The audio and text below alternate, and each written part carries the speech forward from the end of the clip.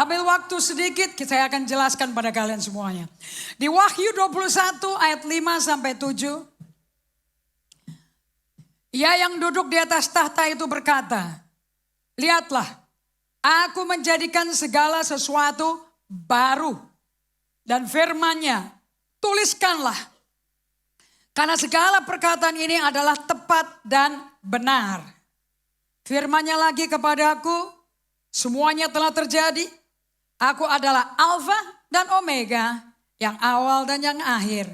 Orang yang haus akan kuberi minum dengan cuma-cuma dari mata air kehidupan. Barang siapa menang, ia akan memperoleh semuanya ini. Dan aku akan menjadi Allahnya, dan ia akan menjadi anakku. Dan Bapa Surgawi, firman-Mu, sesuai Mazmur 138, firman-Mu berkuasa seperti nama-Mu. Pada waktu Engkau berbicara, firman-Mu berkuasa. Dan tidak ada satu apapun yang bisa membatalkan firman-Mu. Tidak ada manusia yang berkuasa di bumi. Tidak ada iblis, tidak ada setan-setan. Tidak ada siapapun yang bisa membatalkan firman-Mu. Langit dan bumi akan berlalu. Tapi firman-Mu tidak akan berlalu. Aku minta Roh Kudus, Kau hadir di tengah-tengah kami, Kau Allah yang bertahta di atas pujian umat-Nya. Kau guru kami, aku undang Kau hadir di tengah-tengah kami. Berbicaralah, dan biar satu firman membuka mata hati setiap umat-Mu, membuka telinga mereka, supaya mereka mendengar apa yang Roh Kudus, Rohnya Kristus katakan. Dan satu firman dari Tuhan merubah seluruh hidup kami. Di dalam nama Yesus Kristus kami berdoa dan mengucap syukur. Semua yang percaya katakan amin. So kita berdoa, kita sudah dengar dari awal perkataan Yesus sendiri bahwa Yesus tidak terus mati. Dia mati cuma dalam waktu 3 jam. Kemudian plus 3 hari 3 malam. Dan di hari Sabtu Sabat kemarin itu hari tidak boleh kerja sama sekali. Allah tidak menciptakan manusia sebagai budak uang. Sebagai budak kerjaan, budak harta. Allah ciptakan manusia serupa gambar rupanya. Di Kejadian pasal 1, Allah Bapa, Allah Putra, Allah Roh Kudus, mereka mengadakan rapat bersama, satu Allah, 3 bagian dari dirinya, berbicara, marilah kita menciptakan manusia serupa gambar rupa kita. Pada waktu Allah berbicara di Kejadian 1 ayat 26, baiklah kita menjadikan manusia menurut gambar dan rupa kita. So, kalau Anda lihat kiri kananmu dan Anda lihat hidupmu sendiri, kamu ada mirip-mirip sama Allah apa tidak? Ngomong, jauh bilang. Mirip sama Allah apa jauh? Halo? Kok susah sekali sih, kamu memang orang kalau gak kenal Tuhannya, memang gak kenal penciptanya, memang gak kenal diri, memang gak tahu. Oke. Terus saya mau tanya, apakah kamu mirip dengan serupa dengan gambar Allah pencipta langit dan bumi atau jauh dari itu? Jauh ya, jauh. Mirip, yang mirip apanya? Coba kemiripannya saya coba tunjukkan. Bisa jawab kan? Ini pertanyaan bikin kamu bingung kan? It's good untuk kamu confused. Karena confusion itu akan membuat kamu menyelidiki lebih lanjut lagi. Actually who am I? Saya tuh siapa sih?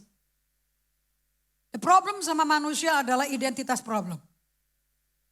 Kalau kamu gak kenal siapa kamu gak tahu apa yang kamu lakukan itu sesuai dengan dirimu atau bukan.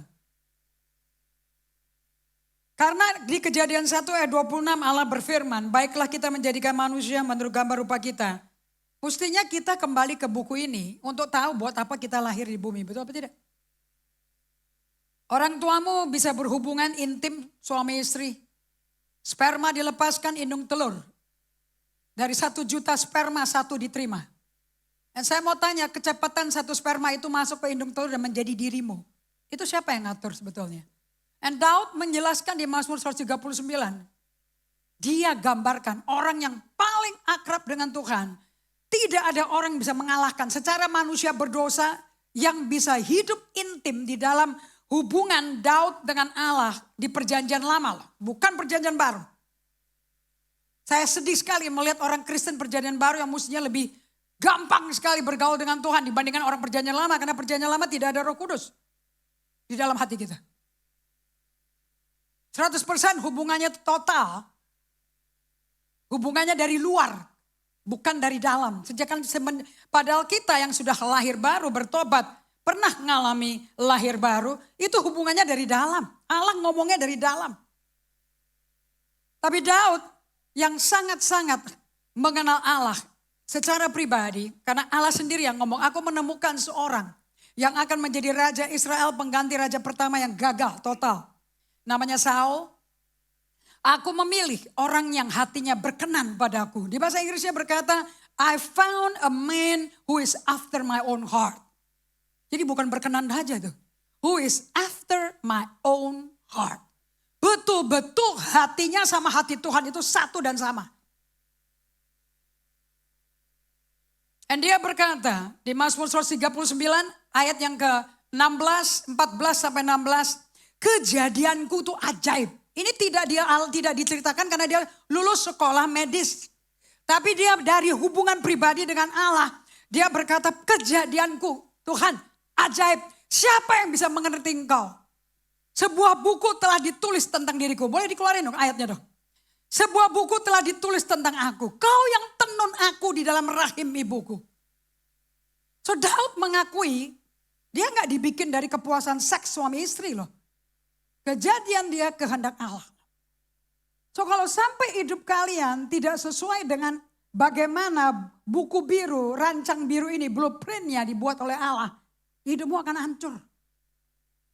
Kalau hidup kita hancur seperti saya, 30 tahun yang lalu, hancur hidup saya. Di tengah-tengah kesuksesan pendidikan, di tengah-tengah kesuksesan dan kekayaan cash yang melimpah, hidup mewah, orang tua saya beri yang terbaik. Saya bisa ditantang sama papi saya. Kau minta apa aja papi kasih asal kamu juara sekolah. Oh enggak, saya enggak ada masalah untuk belajar. Saya tembak langsung. Dan saya bisa dapat apa yang saya mau. Saya bisa tinggal di rumah yang paling mahal di Australia, di Melbourne. Saya bisa beli, saya minta papi saya belikan apartemen yang sangat lux, yang isi tetangganya hanya orang-orang ningrat. Dari kerajaan Inggris, semuanya menteri kabinet. Kalau mereka nggak di Canberra, keluarganya ada di Melbourne. Yang namanya Sir, Lord, Baron, itu bukti. Kalau Anda sekolah di Australia, dan Anda bisa bergaul sama orang-orang yang darah biru katanya. Anda akan ketemu sama orang-orang yang namanya Sir, Lord. So kalau kita memanggil nama Yesus di bahasa Inggrisnya disebut Tuhan, sebetulnya di bahasa aslinya itu kurios, bahasa Yunaninya. Atau di bahasa Inggrisnya Lord, L-O-R-D. L-O-R-D tidak bisa diterjemahkan sebagai Tuhan loh. Tuhan itu ilah loh. L-O-R-D adalah julukan pemerintahan, orang berkuasa memerintah di dalam suatu struktur pemerintahan yang namanya kingdom, kerajaan. So sebetulnya, dan Yesus tidak pernah pakai kata Kristen, itu manusia yang bikin. Dan Kristen adalah salah satu dari 4 agama terbesar di dunia. Tetapi saya maksud kepada kalian, Yesus tidak pernah bawa ke agama Kristen. Dia bawa dirinya sendiri. Dia bawa pribadinya sebagai raja. Minggu lalu, hari Minggu kita merayakan Minggu Palem. Dan apapun yang Yesus lakukan waktu datang ke bumi, 100% berdasarkan nubuat. Nggak ada yang terjadi mendadak-mendadak, bikin rancangan di bumi, terus bikin gini, nggak ada. Kedatangan dia direncanakan 2000 tahun yang lalu. Sebelum dia datang sudah dinubuatkan oleh Nabi Yesaya. Gak ada yang mendadak-mendadak sama sekali. Dia cuma ada di bumi sebagai hakikat penggenapan daripada apa yang Allah pernah katakan. So Yesus gak ada yang shock sama sekali. So di Yesaya 53 kita belajar di sini bahwa kedatangan dia sudah dinubuatkan. Bahkan di Yesaya 9 ayat 5. Kalau kalian suka merayakan Natal, ada ayat-ayat tertentu yang dikeluarkan cuman hari Natal. Padahal kalau itu nggak dimengerti, nggak bisa loh. Sama sekali. Okay? So di Yesaya 9 ayat 5, seorang anak telah lahir, seorang putra. Pemerintahan ada di bahunya, namanya Allah Maha Kuasa. Raja Damai. Bahasa Inggrisnya Prince of Peace. So bahasa di Alkitab kita bukan bahasa demokrasi republik, tetapi kerajaan, kingdom talk. Jadi kalau Anda nggak merubah pola pikirmu dan dengar baik-baik, ini kok pakai istilah-istilah kerajaan ya. Beda loh sama Republik Indonesia, beda sama dengan negara-negara sosialis, komunis, negara republik, demokrasi. Nggak ada. Semua kata-kata di buku ini pakai istilah kerajaan. Yes or no? Nah kenapa kok kita bisa menerima ini sebagai salah satu agama? Dan puas bisa hadir seminggu sekali. Menghadiri ibadah dengan segala macam gaya yang salah. Dan saya kasih tahu ya, kalian semua hidupnya berantakan semua sekalipun udah 10-20 tahun bertobat. Because kamu gak menyelami bahwa Yesus itu Raja. Dan dalam doa yang diulang-ulang kata orang namanya doa Bapa Kami itu bukan doa, itu cara berdoa. Kalau mau tahu isi kontennya doanya Yesus, Anda mesti lihat Yohanes 17. That's the prayer of Jesus to the Father. Doanya Yesus anak Allah kepada Bapa surgawi. Allah pencipta langit dan bumi. Tapi kalau Matius 6 itu bukan doa, itu cara berdoa. Guru, ajarkan kami bagaimana berdoa. And then, Yesus berkata seperti ini. Pinter sih muridnya. Karena mereka tidak minta, guru bagaimana cara khotbah. Bagaimana bikin makalah untuk khotbah. Kalau di sekolah teologi, di agama Kristen diajarin bagaimana khotbah. Makanya karena begitu menarik sekali cara berbicaranya. Sampai yang kepingin bersaksi tapi nggak bisa jadi public speaker. Stres jadi mundur, tau nggak? Padahal Yesus cuma cari orang yang bersaksi loh. Dan kau akan terima kuasa setelah Roh Kudus dicurahkan padamu dan kau akan menjadi saksiku. Nggak ada teori khotbah. Saya nggak pernah sekolah kitab loh. Tapi saya bersaksi di mana-mana saya pergi. Berdasarkan firman yang saya harus pelajari dan karena saya mesti kenal Yesus. Karena firman adalah Allah, firman pada mulanya adalah firman, firman bersama Allah, firman adalah Allah. Ini buku adalah Allah, surat cintanya Allah ke saya. Jadi ketemu Alkitab sama ketemu orangnya sama. Halo? Oke? So, kenapa kalian keluar Yesaya 53 ayat 10 terus? Saya minta tadi Mazmur 139 ayat 14. Kita baca sebentar ya. Supaya Anda bisa tahu kalau ini pertama kali bagi kalian datang ke ibadah. Di mana nama Yesus dideklarasi, diperkenalkan. Well, welcome kepada di dalam rumahnya Allah. So di Mazmur 139 di ayat yang ke-14 sampai 16.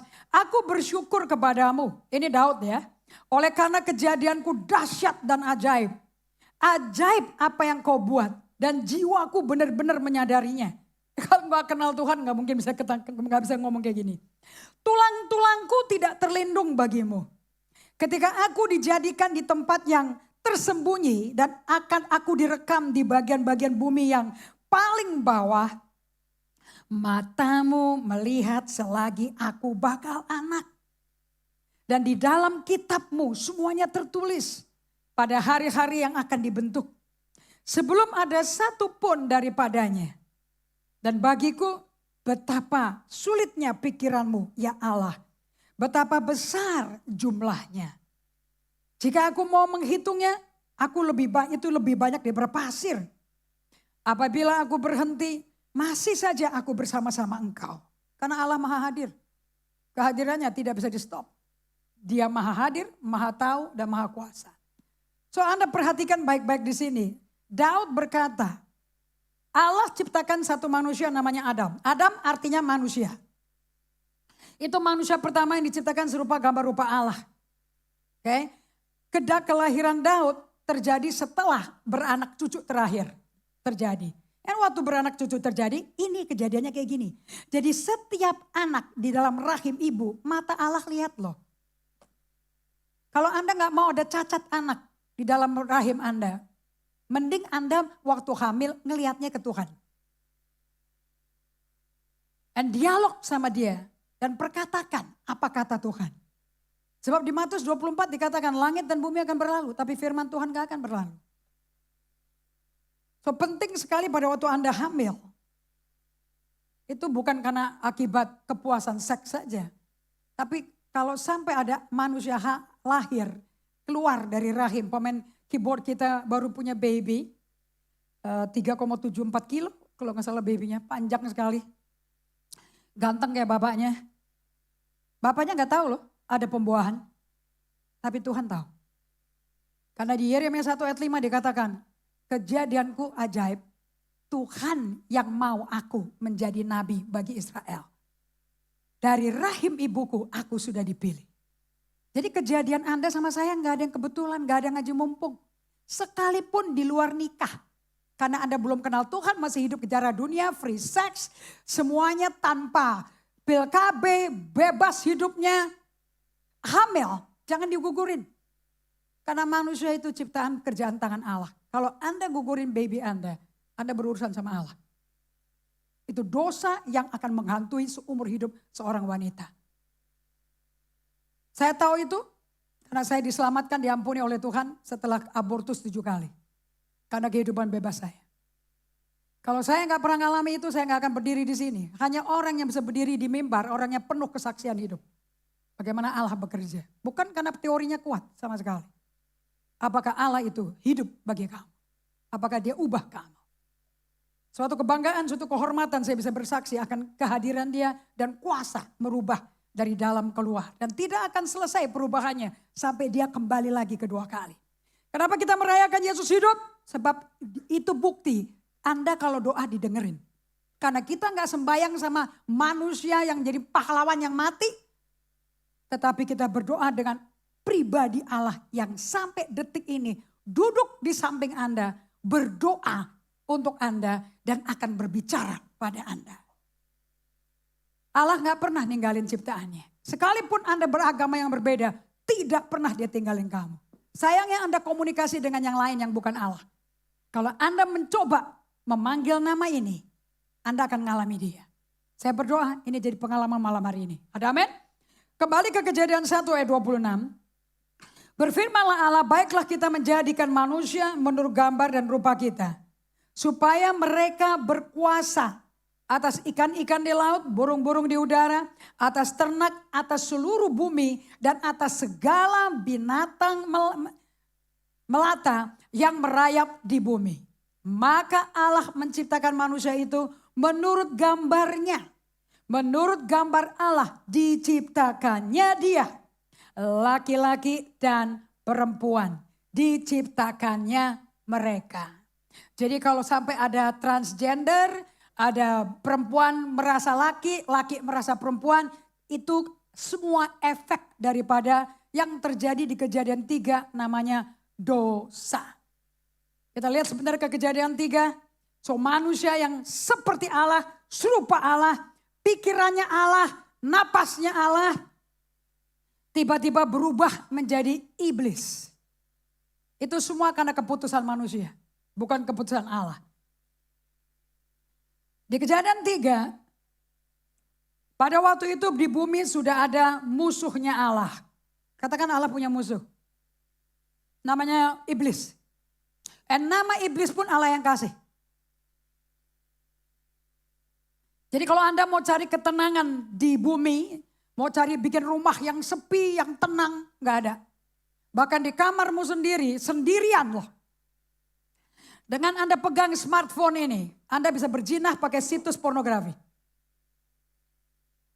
Anda tidak perlu pergi ke warnet, Anda gak perlu pergi ke penari bugil, gak perlu. Anda bisa melakukan seks oral melalui smartphone ini. Jangan berpikir kalau anakmu sendirian di kamar, mereka suci, mereka baik-baik. No, itu adalah pendapat orang tua yang gaptek. Kayak mama saya almarhum, amit-amit dia bilang dia gak mau dikasih handphone. Dikasih wireless phone aja gak mau. Dia bilang aku suka yang bunyi. Kring! Nah itu mami saya tuh. Of course mami saya gak tahu kalau cucu-cucunya atau anaknya hidupnya tuh ngawur apa enggak. Dia gak tahu loh.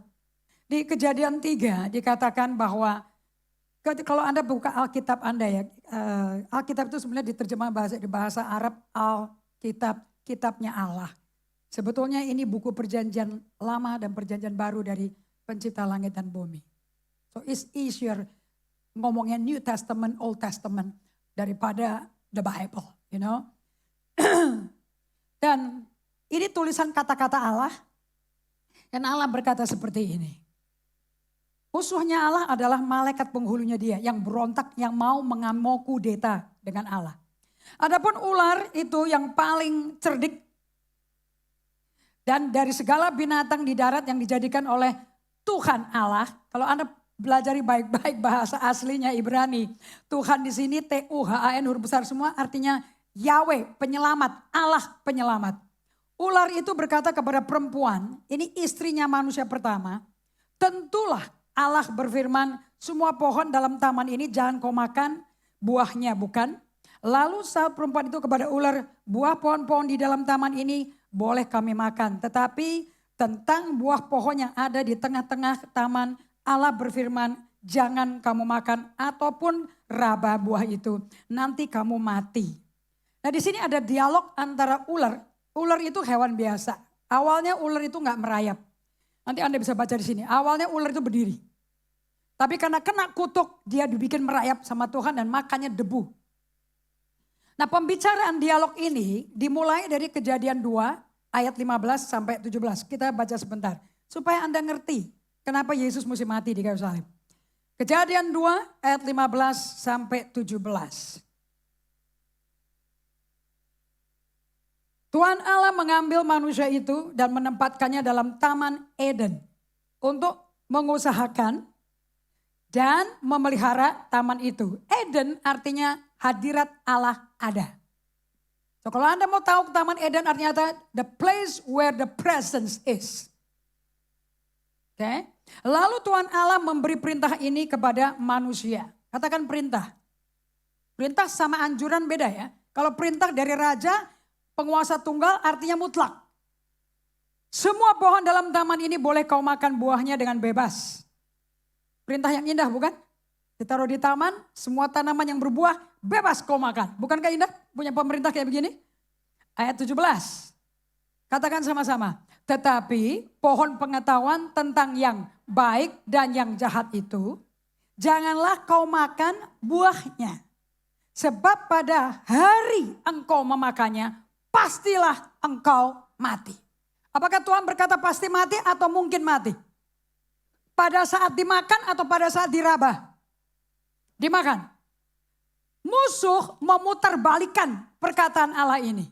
Oke, di Kejadian 3. Dia langsung berbicara dengan istrinya manusia pertama. Yang dipakai adalah perkataan rajanya. Pencipta langit dan buminya kita. Dan dia berkata, tentulah Allah berfirman, semua pohon dalam taman ini jangan kau makan buahnya. Bukan? Apakah itu yang Allah katakan atau diputar-balikan? Apakah itu yang Allah katakan sesuai Kejadian 2:17 atau diputar-balikan? So kira-kira kalau kamu ketemu sama iblis, yang kamu dengar yang negatif, yang membuat kamu mempertanyakan Tuhan atau bikin kamu yakin akan Tuhan? Pasti bikin kamu bertanya. Pasti bikin kamu gelisah. Kalau kita di dalam Tuhan, kalau kita sudah bertobat lahir baru, menjadi ciptaan baru, dengan kuasa kebangkitan ada di dalam kita. Bedanya orang yang belum pernah mendengar Injil sama pembagi Injil itu, si pembagi Injil sudah ada kuasa kebangkitan Yesus di dalam saya. Anda mengerti ini? Makanya saya bisa ngomong apa yang saya alami berdasarkan firman yang saya terima. Dan ini tidak bisa berubah dan hidup saya mesti seperti ini. So setiap kali saya mendengar kata Tuhan, nomor satu saya mesti kuasai perkataan Tuhan apa. Do you understand this? Gak bisa jadi pengkhotbah, pembawa saksi kalau kamu tidak kuasai perkataan Tuhan. So tidak bisa tidak bergaul dengan firman pagi, siang, dan malam direnungkan. Supaya waktu suara iblis masuk, you know this is a lie. Get off here, setan. Apa nih perasaan kayak begini timbul? Pikiran apa timbul kayak gini? Pergi kau. Nah kamu bisa jago seperti itu. Kalau kamu bergaul dengan firman Tuhan pagi, siang, dan malam. Setiap hari. Gak ada perayaan hari Minggu. Kalau perayaan Paskah ini mutlak. Memang permintaan Tuhan. Tapi tiap hari bergaul sama firman non-negotiable. Tak bisa dinegosiasi. So kalau engkau betul-betul mau menjadi warga negara kerajaannya Allah. Hidupmu dari sini. Manusia tidak hidup dari roti saja, tapi dari setiap perkataan yang keluar dari ucapan yang keluar dari mulut Allah Bapa. So kalau kamu nggak ngetrain dirimu fasih, peka dengan suara Allah Bapa, itu bukan strange, nggak perlu orang khusus. Karena roh Allah dalam kamu bikin kamu bisa mendengar suara dia. Dan suara dia tidak pernah keluar dari surat cintanya dia. Allah sudah ngomong 66 buku, dia tidak mau tambah lagi. Cukup banyak yang dia omong. Halo? So manusia tidak hidup dari kata pendeta, kata cerita orang, I don't care. Ada nggak di Alkitab? Sayangnya istrinya si Adam belum kenal penciptanya. Karena dia nggak diciptakan. Dia dibangun dari rusuknya Adam. So yang ketemu dengan Allah bukan Hawa. Waktu Hawa melek matanya yang dia lihat suaminya. Waktu suaminya lihat istrinya dia tepar. Karena dia belum pernah lihat kecantikan seperti ini. Badannya kayak biola. Kalau badannya dia kayak gorila. Kalau dia lihat dirinya, makanya dia paling jago kasih nama binatang kan. Dia gak pernah kasih nama orang. Kehebatan pertama Adam diberikan oleh Tuhan. Allah ciptakan hewan, Adam yang kasih nama. Tapi begitu dia lihat istrinya, dia bilang, wow man. Makanya bahasa Inggrisnya woman. Terkesima. Dan lihat si wow man. Dan lalu sahut perempuan itu kepada ular. Mestinya si perempuan panggil suaminya. Jangan maju sendiri. Sayang dia maju sendiri, you know. Buah pohon-pohonan dalam taman ini boleh kami makan. Tetapi tentang buah pohon yang ada di tengah-tengah taman, Allah berfirman, jangan kamu makan atau raba buah itu nanti kamu mati. Apakah dikatakan oleh Tuhan di Kejadian 2:17? Cepat balik di screen-nya ya. Kejadian 2:17, apakah Allah berkata nanti akan mati atau pasti mati? Apakah Allah berkata kalau engkau raba-raba nanti akan mati? Kejadian 2:17 ada? None. Allah kalau ngomong gak wimpi-wimpi, gak wishy-washy. Kalau Allah ngomong he is a king, declare. Jangan kau makan buahnya sebab on the day, pada hari engkau makan pasti kau mati. So saya mau tanya, yang ciptakan kematian siapa? Iblis atau Allah? Allah. Yang ngomong, yang berkuasa. Mati tidak ada kuasanya. Sampai kau makan buah itu. Betul apa tidak? Mati gak ngapa-ngapain. Sampai kau makan buah itu. So di Taman Eden ada Allah, ada manusia, ada mati. Begitu manusia melanggar perintah Allah, mati bekerja. Langsung diaktifkan. So, perempuan ini dirayu sama iblis. Kalau kamu mau dengar suara setan, bisa ngomong melalui teman-teman kamu, sekitar kamu. Bisa ngomong melalui keluargamu. Bisa ngomong melalui orang lain yang negative thinking. Bisa ngomong negatif and kamu believe is true. Hebatnya iblis bikin a lie as true. Itu jagonya setan. Jadi kalau saya orang yang berjalan dengan kebenaran firman, dibengkok-bengkokin, saya bisa marah. Saya marah karena ada orang menggoda saya, dipakai sama iblis untuk saya bengkok. Kenapa kok saya bisa marah? Itu namanya holy anger. Karena saya dicobai, saya digoda. And that's a correct anger. Boleh sekali marah. Tapi kalau engkau terbuai, kamu akan ketawa-tawa juga. Lama-lama kamu melakukan apa yang dirayu itu. Suaranya kayak firman gak? Kejadian 3 kayak firman gak suaranya? Kayak suara Tuhan ngomong gak? Melipir-melipir. Dan kalau kamu lagi lemah, lagi hawa nafsunya, lagi bergelora, kalau kalian lagi gak dekat sama Tuhan, bisa termakan gak? Of course. Kalau nggak termakan, kita ke gereja akan tenang.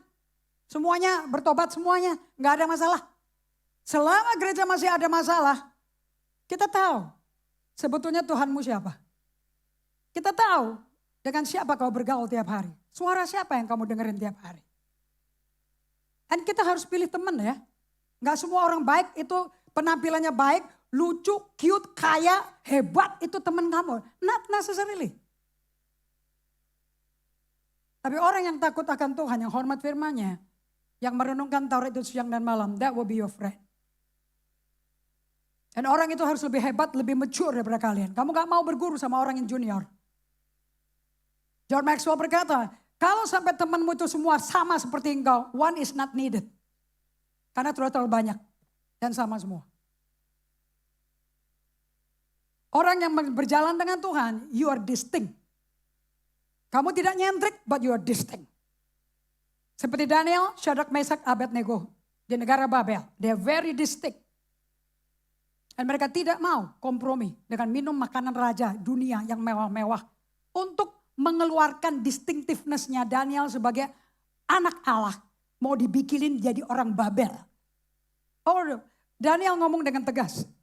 Dengan mengambil risiko. Pegawainya Nebukadnezar bisa mati loh. Tapi dia assure them, kasih saya waktu. Coba dulu 10 hari. Dan betul Daniel badannya lebih kuat, tidak makan makanan anggur-anggur, daging-daging dari meja raja. Dan betul dia hanya makan jus buah, air dan sayur-sayuran. Badannya lebih keker dan kecerdasannya 10 kali lipat lebih cerdas dari seluruh orang Babel. Itu bukan karena makanan itu, bukan karena resep itu. Karena dia hormati Tuhan. Nothing to do with food. All thing to do dengan honoring God. Ada amin? Kita lihat Hawa menghormati Tuhan apa tidak. Tetapi ayat 3. Tentang buah pohon yang ada di tengah-tengah taman. Allah berfirman, jangan kau makan atau raba nanti kau mati. Ayat 4. Tetapi ular itu berkata kepada perempuan itu. Sekali-kali kamu tidak akan mati. Tetapi Allah mengetahui bahwa pada waktu kamu memakannya matamu akan terbuka. Dan kamu akan menjadi seperti Allah. Tahu tentang yang baik dan yang jahat. Ya, lihat kemarin nih. This is how temptation happen. Okay? Tetapi Allah mengetahui. Ini kata setan apa kata Allah? Kata setan. Bahwa pada waktu kamu memakannya, matamu akan terbuka atau pasti mati. Kata Allah apa? Kejadian 2:17, boleh lagi. Kata Allah apa? Pasti mati atau matamu terbuka? Did you know that? Bagaimana gampang sekali buat orang yang ngaku Kristen, rajin ke gereja, tertipu iblis. Jangan kau makan buahnya, sebab pada hari engkau makannya, pasti engkau mati. Is this God? Yes. Kejadian 3 ayat 15. Lihat iblis. As smart as you are. Intelekmu bisa hebat, sekolahmu bisa Amerika, Australia. You don't have the knowledge of God. Kamu jatuh dalam dosa. Adapun ular ialah paling cerdik. No. Ayat 15 dok. Kenapa mundur lagi ke ayat 1? Ayat 15. I need, my time is finished man. Kejadian 3. 15.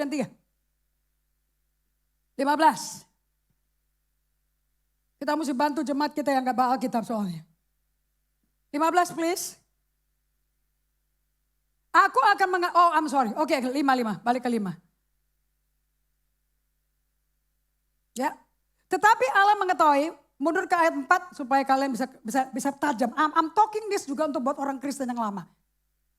Ini terjadi, ketajaman ini terjadi pada saya di 6 tahun belakangan ini. I cannot play around anymore with my life. My soul is at stake. Jiwa saya dipertaruhkan. Anda kalau mencintai dirimu, you take care of yourself. You cannot take care of others until you take care of yourself. Dan tiap kali kamu merenungkan firman pagi siang malam secara pribadi. Hanya perenungan, hanya meditasi menghasilkan transformasi. Tulis itu. Hanya meditasi firman pagi siang dan malam menghasilkan transformasi. Tanpa meditation, no transformation. Seperti Daud mengatakan, Musa mengatakan pada Yosua, jangan kau lupa perkatakan kitab Taurat ini. Tapi renungkan itu siang dan malam. Supaya engkau melangkah hati-hati sekali dalam perjalananmu. Dan maka kau membuat perjalananmu sukses dan beruntung. So is there a transformation there? Dari budak menjadi orang sukses dan beruntung. Apakah itu transformasi? Of course. Budak-budak Yosua kan memimpin anaknya budak-budak yang 400 tahun digebukin sama Firaun. Nah, kita lihat di sini. Mazmur 1 ya, ayat 1 sampai 3. Enggak usah lihat Alkitab. Jangan kau bergaul dengan orang berdosa. Jangan minta nasihat dari orang fasik. Jangan duduk di antara pencemooh yang mencemooh Allah kita. Tetapi renungkanlah firman itu siang dan malam. Maka hidupmu akan seperti pohon ditanam di tepi sungai yang akarnya terus mendapat air hidup. Mineral terus masuk pada musimnya akan selalu berbuah dan tidak pernah satu hari kekurangan. Transformasi atau liturgi? Of course. Bukankah itu kehidupan yang kita mau? Fruitful, selalu profitable, selalu successful. Khotbah di sini nggak bikin saya sukses. Kehidupan saya di belakang layar yang akan bikin saya sukses. Nobody need to see what you doing. Orang dunia berkata there's a price you have to pay. Orang di dunia bisa jalan-jalan ke mall, jalan-jalan terbang ke Singapura, pergi ke LA, pergi ke Amerika, ke Italia, ke Australia, liburan Paskah, long weekend. You can go for a holiday, no problem. Tapi kamu tidak bisa negosiasi waktumu dengan Tuhan. Minimum 3 kali sehari, you need to come to God. Gak ada yang melarang kamu gak boleh ke Singapura, ke Amerika, Italia. Nobody stop you. Because God is omnipresent. Allah itu maha hadir. Ada amin. Tetapi dalam perjalananmu, kesibukanmu, how do you know God is present? Allah itu bicara pada kalian dan Allah itu hadir. Ini di Taman Eden. Eden artinya apa? Allah hadir. Eden apa artinya? Jehovah Shammah. Allah di situ. Di rumahnya Allah, tamannya Allah. Iblis ada di situ loh. Tetapi ular itu berkata pada perempuan, sekali-kali kamu gak akan mati. Ini udah taruhan bodong ini. Ayat 5. Tetapi Allah mengetahui, si iblis jelasin siapa Allah. And by the way, iblis sah kenal Allah. Karena dulu dia malaikat penghulu di surga. Sah kenal Allah. Jangan bilang iblis gak kenal Allah. Karena terlalu kenal, dia bisa twist the truth. Jago sekali dia putar balikan kebenaran. Because he knows too well. Bahwa pada waktu kamu memakannya, matamu akan terbuka. Ini diputar balikan gak? Dan kamu akan menjadi seperti Allah. Is it a lie? Tahu tentang yang baik dan jahat. Is it a lie? Dusta total. Dimakan gak sama istrinya Adam? Dia beli. Pada waktu dia beli, dia ngelihat, pada waktu ada dialog ini di pikirannya itu perempuan. Matanya dia kemana? Ke Allah atau ke buah itu? Matanya ke buah. 1 Yohanes 2 ayat 16 menjelaskan. Dia matanya melihat buah itu, dia lihat buah itu sedap untuk dimakan. Bikin dia seperti Allah. Keangkuhan hidup, hawa nafsu daging. Hawa nafsu mata. Tanpa mikir nafsunya full, menggelora. Langsung diambil, dia makan. Puh, mati langsung. Dia gak mati fisik loh ya. Dia mati dari Allah. Fisiknya masih hidup 930 tahun lagi. Adam yang ada di sampingnya, yang mestinya tahu suara Allah, tidak menyetop sama sekali. Langsung istrinya berkata, makan. Dan langsung dimakan, dua-duanya telanjang dan mereka malu dan membuat baju penutup cawat untuk menutupi bagian vital mereka. Padahal di Kejadian 2 ayat 25, mereka berdua diciptakan Allah, bergaul dengan Allah. Mereka telanjang dan tidak malu. Karena mereka memakai jubah kemuliaan Allah. Kalau Allah hadir sama kalian, tidak ada yang perlu kamu tutup-tutupi. Tidak ada yang perlu kamu sembunyi-sembunyikan, bikin ulah, bikin pura-pura. Tidak ada. You just like God. Pertobatan membawa kita ke tempat itu. Tidak menjadikan kita penonton pendeta terkenal. Yang bikin itu pendeta terkenal jemaat, bukan pendetanya. Do you know that? So Anda kalau sebagai pendeta saya jatuh dalam dosa karena flattery, karena kata-kata yang menghebat-hebatin saya. Kata-kata manis bahaya, menghormati dan merajuk dan mengangkat-ngangkat, merayu-rayu itu beda sekali loh. What's the word flattery in Indonesian? We don't really think in Indonesian. Okay? So saya mau kasih tahu pada kalian, ayat 6 please. Perempuan itu melihat, pakai apa? Hawa nafsu mata, bahwa pohon itu baik untuk dimakan, sedap kelihatannya. Lagi pula pohon itu menarik hati, memberi pengertian. Pinter, punya pengetahuan, kesombongan. Lalu dia mengambil dari buahnya, dimakannya dan diberikan juga pada suaminya bersama-sama dengan dia. Suaminya memakannya pula. So, terjadilah dosa pertama. Manusia mati. Kenapa Yesus mesti mati? Nah saya mau kasih tahu pada kalian kenapa kok Allah mesti menjadi manusia. I want you to be biblically secara doktrin yang udah tua menjadi Kristen. Understand this. This is all Bible. Kenapa mesti ada Yesus mati di kayu salib? Siapa sih Yesus itu? Tidak ada dosa yang bisa dihapus tanpa darah.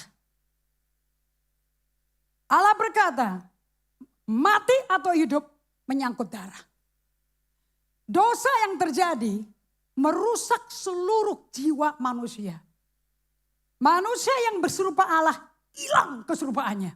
Apa yang bikin manusia serupa gambar Allah? Hilang. Kenapa kok Adam dan Hawa bikin cawat? Nanti Anda bisa lihat di Kejadian 3. Allah gak terima cawat itu. Cawat itu disingkirkan, Allah sembelih hewan dan manusia diberikan coat, diberikan jubah. Hewan, kulit hewan berarti darah. Darah telah dicurahkan untuk menghapus dosa manusia. Allah adalah roh. Sebagai roh, Allah tidak bisa mencurahkan darah. Karena roh gak bisa keluarin darah. So Allah mesti mengambil bentuk manusia. Bentuk badan manusia yang bisa menghasilkan darah. Untuk itu dia masuk ke rahim, Roh Kudus masuk ke rahim perawan, Maria perawan tapi orang berdosa. Status perawan tapi tetap orang berdosa. Karena semenjak Adam jatuh dalam dosa, semua manusia telah hilang kemuliaan Allah. Dari mana kita tahu? Di Kejadian 5 ayat 3. Setelah Adam jatuh dalam dosa dan dia hidup 130 tahun lagi, ia memperanakan seorang laki-laki menurut rupa dan gambarnya Adam. Bukan lagi menurut rupa gambar Allah, tapi sekarang menurut rupa gambar Adam. Dan ia memberikan nama anaknya Set. Umur Adam setelah memperanakan Set 800 tahun, so total dia 930 tahun, dia beranak terus tapi dia beranak orang-orang yang tidak ada hubungan sama Allah. Badan hidup, fisik hidup, tapi tidak ada Allahnya lagi. Makanya Anda bisa jadi juara dunia, Miss World, dokter ahli bedah paling terkenal, pengusaha paling kaya di dunia, but you're a dead man. Karena tidak ada Allah dalam kalian. Anda mengerti ini? So Allah yang menciptakan manusia tidak rela ciptaannya dirusak oleh tipu daya setan. Kematian Yesus menghancurkan kuasa setan. Setan hanya punya roh, tidak punya badan dan tidak punya kekuatan. So saya mau kasih tahu pada kalian semua suami yang sudah bertobat lahir baru, make sure kamu didik istri kamu dengan firman loh. Karena perempuan memiliki karunia mempengaruhi dan mudah terpengaruh dan pintar mempengaruhi. Kalau istri tidak mempengaruhi suami untuk takut sama Tuhan, kalian akan hancur keluarganya. Itu pentingnya kenapa ada pranikah counseling. Bukan Anda yang ngatur tanggal kawinnya di mana, pesta kawin di mana, kemudian minta diberkati pendeta. That's not in the Bible. Itu caranya iblis. Kalau betul-betul caranya Tuhan, you come, ask the Lord, apakah ini calon yang Tuhan mau aku punya hubungan?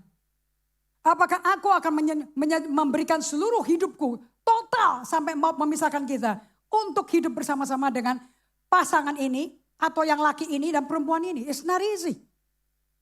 Pemuritan yang paling berat terjadinya di pernikahan. Pemuritan tidak pernah ada di dalam ibadah seperti ini. Yesus gak pernah menghasilkan murid dengan beli gedung.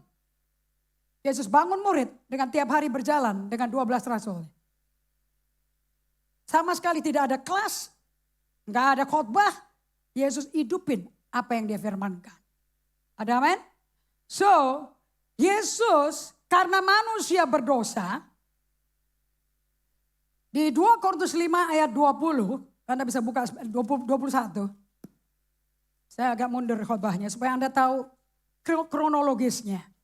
Kalau Anda problem hidupnya, berantakan hidupnya, sampai hancur-hancur hidupnya, you're not living the way seperti Kejadian 1 ayat 26, seperti rancangan Allah. Ada pelanggaran telah terjadi dalam hidupmu. Dan karena Adam tidak bertobat, Allah datang ke bumi, Allah mencari Adam, tapi Adam tidak mau berdamai dengan Allah sama sekali. So Adam diusir dengan istrinya keluar dari Taman Eden. Hubungan manusia di luar hadirat Allah, tanpa Allah, hanya dengan rohnya saja. So pada waktu orang mati, basically roh manusianya aja keluar. Tidak ada Allah, tidak ada hadirat Allah sama sekali. So dengan kata lain, kalau Anda mati, tanpa roh Allah ada di Anda, tanpa Anda hidup di hadirat Allah, meditasi firman membuat kamu hidup di hadirat Allah. Anda kepingin apa gak kepingin, ngantuk apa gak ngantuk, Anda sudah bikin aturan hidup. Because God is priority. Yang bisa ngambil nyawamu adalah Tuhan, yang bisa beri nyawamu adalah Tuhan. So Allah adalah prioritas. You understand this? So saya gak bisa ngomong sama kalian kita ikut Tuhan main-main. Yesus tidak pernah membawa agama Kristen. He is the King of King and Lord of Lord. Dan kita adalah pengikutnya Yesus. Ada amin? 2 Korintus 5 ayat yang ke-21.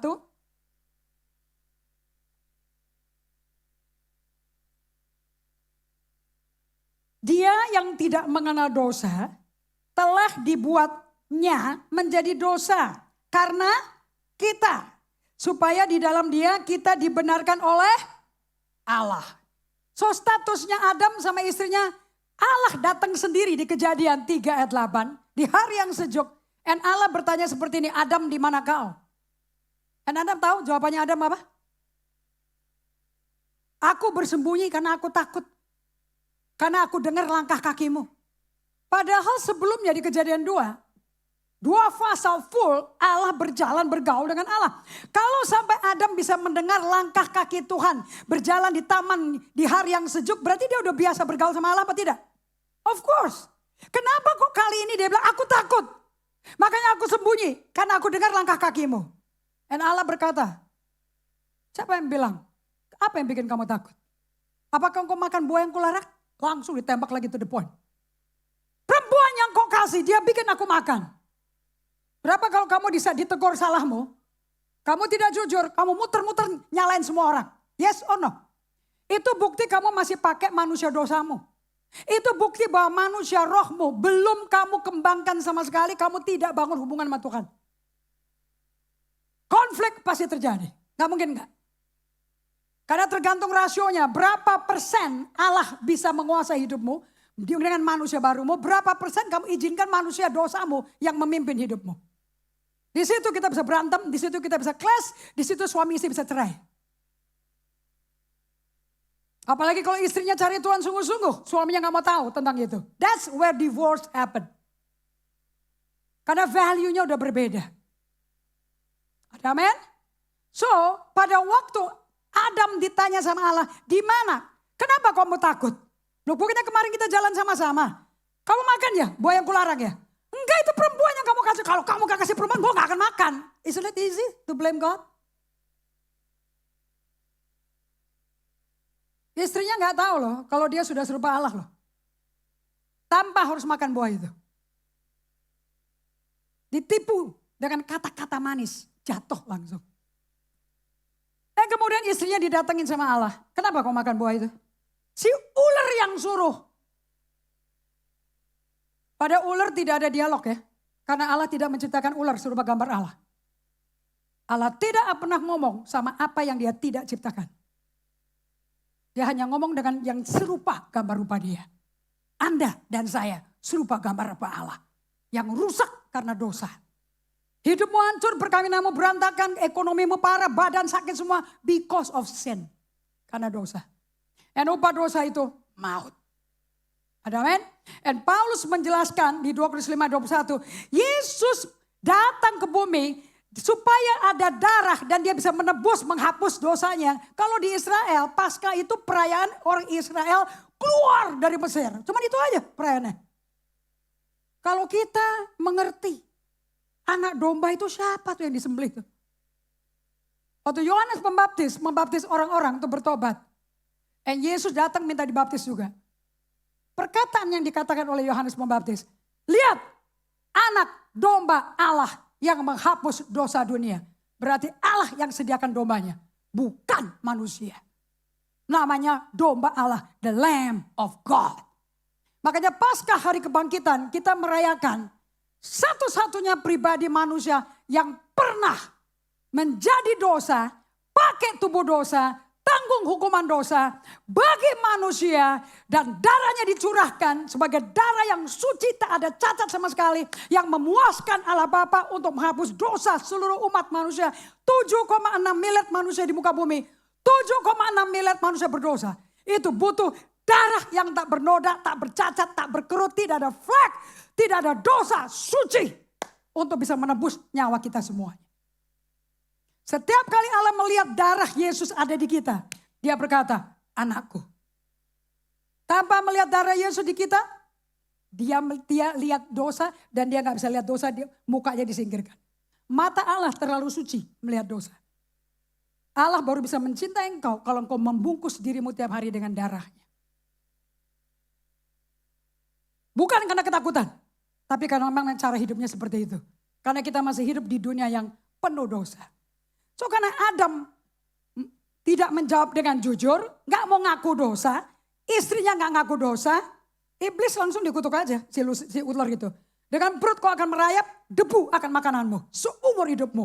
Bang, langsung Adam dan istrinya menjauh dari Allah, bukan berrekonsiliasi, bukan berdamai, bukan berbicara, tapi dia tidak mau berhubungan dengan Allah lagi. Allah terpaksa usir mereka dari hadiratnya. So manusia mengalami 3 kematian. Katakan, dosa membuat roh Allah keluar dari saya. 1, 2, 3. Itu ada di Kejadian 2 ayat 7. Bagaimana Adam menjadi serupa Allah? Karena Allah menghembuskan napas hidupnya. Pada waktu Allah menghembuskan napas hidupnya, manusia tanah merah, Adama artinya tanah merah, berubah menjadi living soul, nyawa hidup.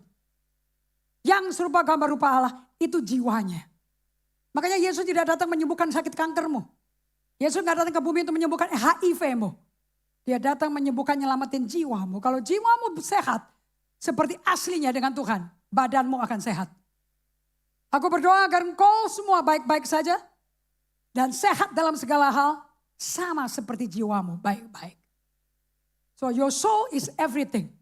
Pada waktu Adam diusir, ini Kejadian 3 lagi saya masuk. Malaikat berapi memagari Taman Eden supaya tidak masuk Adam ke situ. Kalau sampai dia masuk, dia makan pohon kehidupan. Seumur hidup manusia akan berdosa. So nomor 1 kematian. Pada waktu dosa adalah melanggar Tuhan. Katakan dosa melanggar Tuhan. Kalau engkau melanggar perintah Tuhan, otomatis mati langsung. Yang mengaktifkan kematian itu kamu.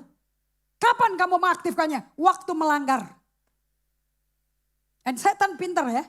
Untuk kamu bisa melakukan firman. Kamu akan ditaruh di tempat di mana kamu gak bisa melakukan firman. Karena semua orang gak ada yang lakukan. Kamu gak mau sok agamawi, sok benar sendiri, kamu akan terancam di situ. Semua orang percaya akan mengalami itu.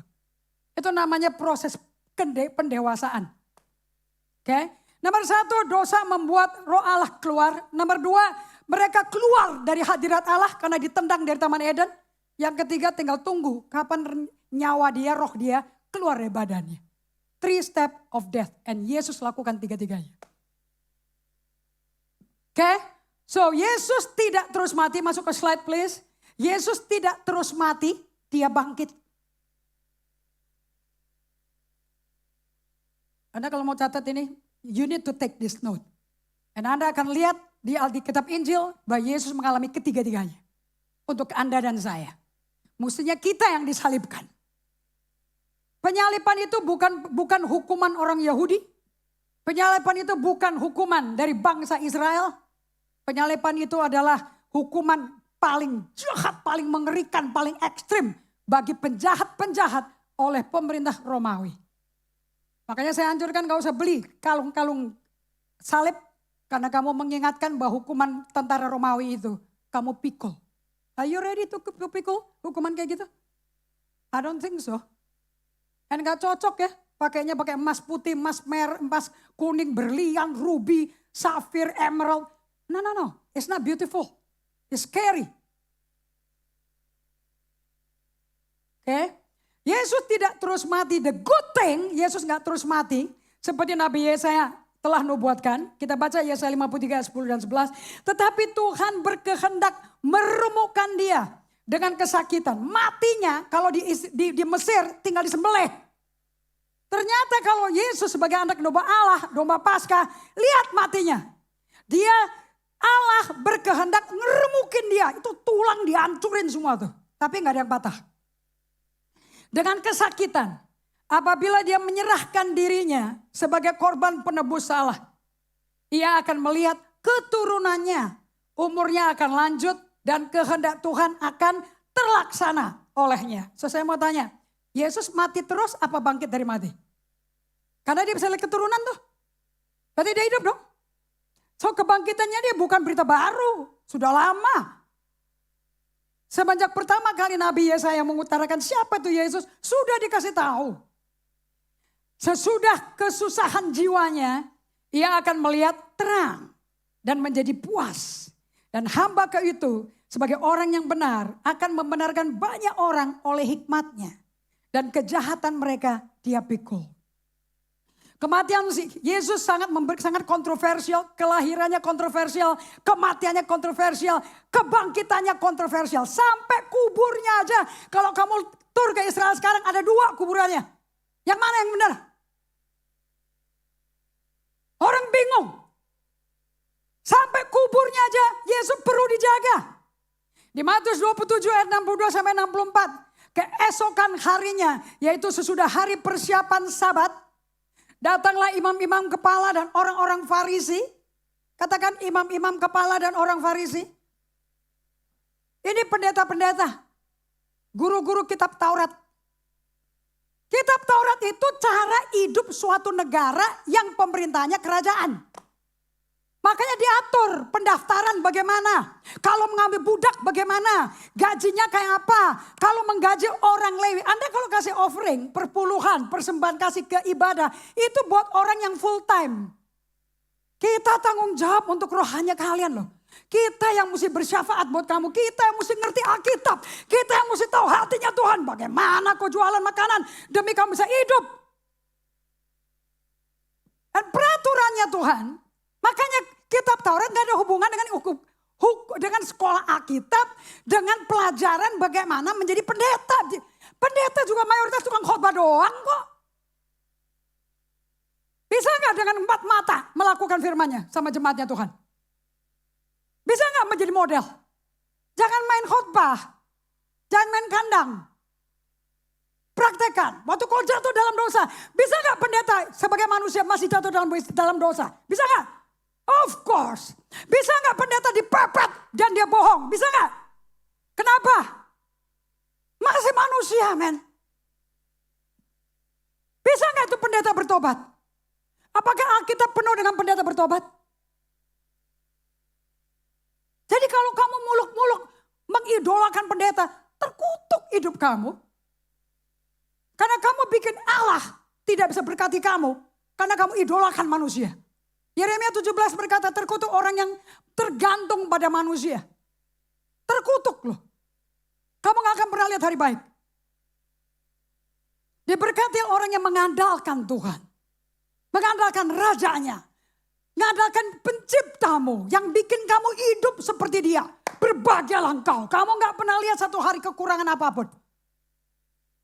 Itu dijamin. Apa yang Allah ngomong? Dijamin. Kalau enggak saya gila loh tinggalin 7 perusahaan. Saya tinggalkan pacar saya. Mau kawin enggak jadi semua untuk ngejar ini. Masuk ke dusun ke kampung-kampung. Are you crazy? This is the truth. Bukan perusahaan kita yang truth. Kita bisa lihat banyak perusahaan permainannya gila-gilaan. Betul tidak? Dan keesokan harinya sesudah hari persiapan. Datanglah imam kepala orang Farisi.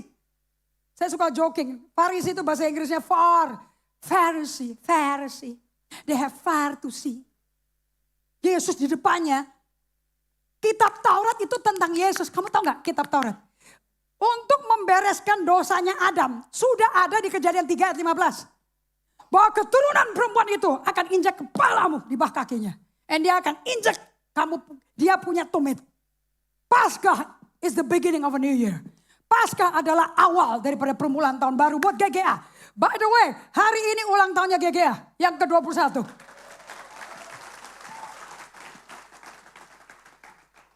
Wedang mau bikin perayaan, saya no need perayaan. Kita dirayakan Tuhan. Karena di ulang tahunnya GGA ini, kita dibawa Tuhan untuk nginget kembali. How you came to God. Apakah engkau 21 tahun ini sudah berjalan dengan Tuhan yang memanggil kamu? Atau kamu hanya pesta-pesta aja setiap hari?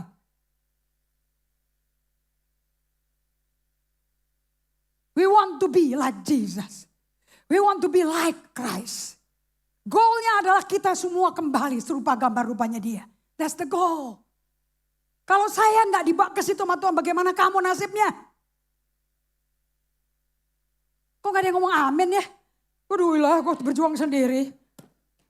So imam kepala orang Farisi bersama-sama Pilatus, orang yang plan. You know Pilatus, aduh takut orang tuh. Itu pemimpin takut orang. Udah tahu. Pada waktu Yesus dibawa ke depannya Pilatus. Pilatus itu gubernur Romawi. Waktu dibawa ke depannya Pilatus, Yesus jawab. Semua pertanyaan yang dimaki-maki, disemprotin, diludahin oleh imam-imam Farisi, Saduki, ahli Taurat. Yesus gak pernah jawab loh. Dia diam aja. Seperti domba yang keluh. Dia tidak menjawab apa-apa, dia beri dirinya. Begitu ngomong di depannya Pilatus. Raja dan utusan kaisar. Sama bahasa gak? Apa yang kau buat? Apakah engkau raja orang Yahudi? Yesus jawablah, kau yang bicara.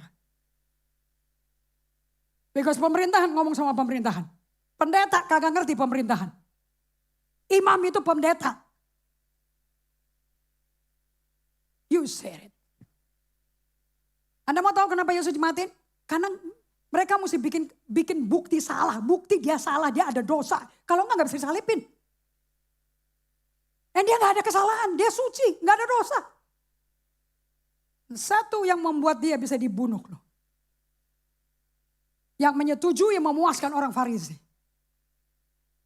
Dia bilang dia raja orang Yahudi. Kalau gitu dia melawan kaisar Romawi. Jadi orang imam Farisi pro Romawi. So di salibnya ditulis raja orang Yahudi. Dan orang imam Farisi berkata, tulis dia bilang dia raja orang Yahudi. Dan Pilatus berkata, tulis apa yang kuperintahkan, tulis dan tidak diubah. Karena orang pemerintah ngerti.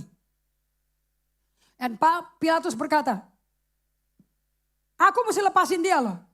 Karena aku gak tahu kesalahan dia apa. Kalau dibilang dia melawan kaisar, melawannya kapan? Gak pernah ganggu-ganggu kita. Malah nyembuhin perwira-perwira Romawi dari sakit. Di mana kesalahan dia? Dan langsung Pilatus diterakin, salibkan dia, salib. Dia ketakutan sama orang. Ya, aku lepaskan, terserah. Dia ambil baskom, dia cuci tangan. Aku gak ada urusan, of course dia ada urusan. Istrinya pun datang. Tadi malam aku gak bisa tidur loh, gara-gara orang ini. Gara-gara Yesus, tinggalkan dia. Dia gak mau dengar, dia takut sama rakyat untuk pemilu berikutnya supaya dia dipilih. Kalau Anda mau lihat karakter-karakter yang terjadi semua yang rame-rame di semua sosial media kita, ada kok di sini. Enggak, siapa yang jadi itu, siapa yang jadi itu di KPU mana, itu di timah-timah mana, itu ada semua di sini. Bingung amat sih. Apa bedanya? Zamannya Yesus sama mereka. Hoax ada, suap menyuap, komplit. Mari kita baca. Dan mereka berkata, Tuhan, ini orang Farisi loh nih, yang katanya kenal kitab Taurat. Kami ingat bahwa si penyesat itu sewaktu hidupnya berkata, sesudah 3 hari aku akan bangkit. Karena itu perintahkanlah untuk menjaga kubur itu sampai hari ketiga.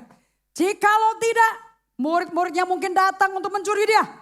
Lalu mengatakan kepada rakyat, ia telah bangkit dari antara orang mati.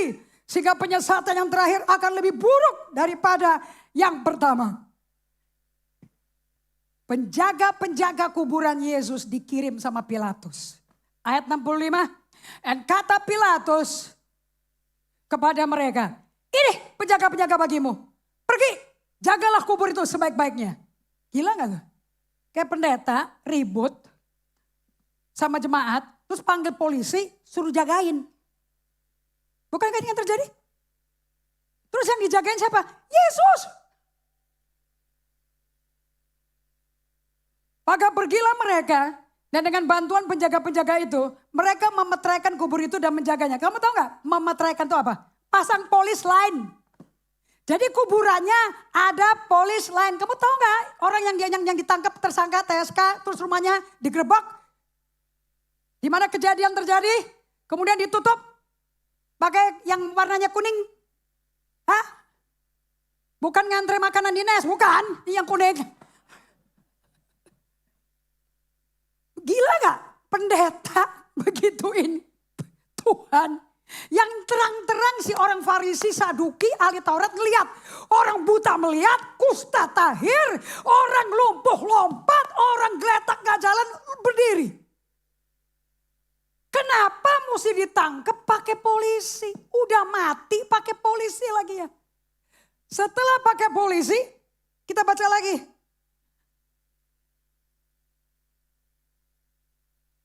Slide 14. Setelah pakai polisi, kemudian mereka dibayar lagi. Suruh jadi saksi dusta. Dibayar untuk berdusta dari zaman Yesus bangkit, dari mati hingga saat ini. Masih ada gak tuh kelontongan kayak begitu? Matius 28. Dan sesudah berunding dengan tua-tua, mereka mengambil keputusan lalu memberikan sejumlah besar uang kepada serdadu-serdadu. Jadi pendeta main sogok-sogokan sama serdadu-serdadu Romawi. Indah gak pemandangannya? Hah? Ini buku suci? Buku suci. Kalau orangnya bertobat semua jadi suci. Tapi belum suci ini buku. Keren gak Alkitab kita? Kamu kok lebih kagum dengan yang terjadi di sosmed? Ini tahun berapa ini? Dosa itu nggak ada dosa digital. Dosa itu di hati. Lanjut. Dan berkata, kamu harus mengatakan ya, bahwa murid-muridnya datang malam-malam dan mencurinya ketika kamu sedang tidur. Masa jaga tahanan tidur? Pecat nih langsung. Dan mereka menerima uang itu dan berbuat seperti yang dipesankan kepada mereka. Dan cerita itu, katakan sama-sama. Dan cerita ini tersiar di antara orang Yahudi sampai.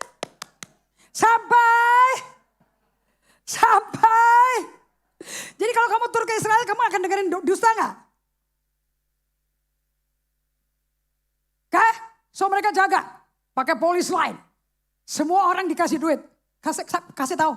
Kalau sampai bangkit tuh, katanya dia bangkit kata si penyesat. Bilang, dicolong sama muridnya. Dan beritanya mesti disebarin. Dibayar.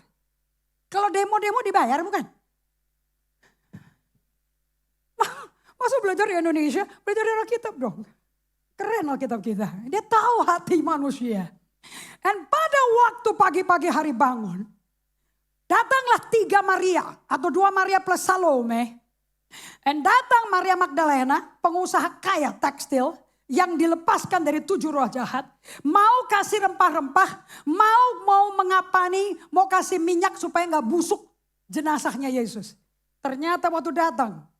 Gempa bumi hebat saat malaikat Tuhan turun dari langit.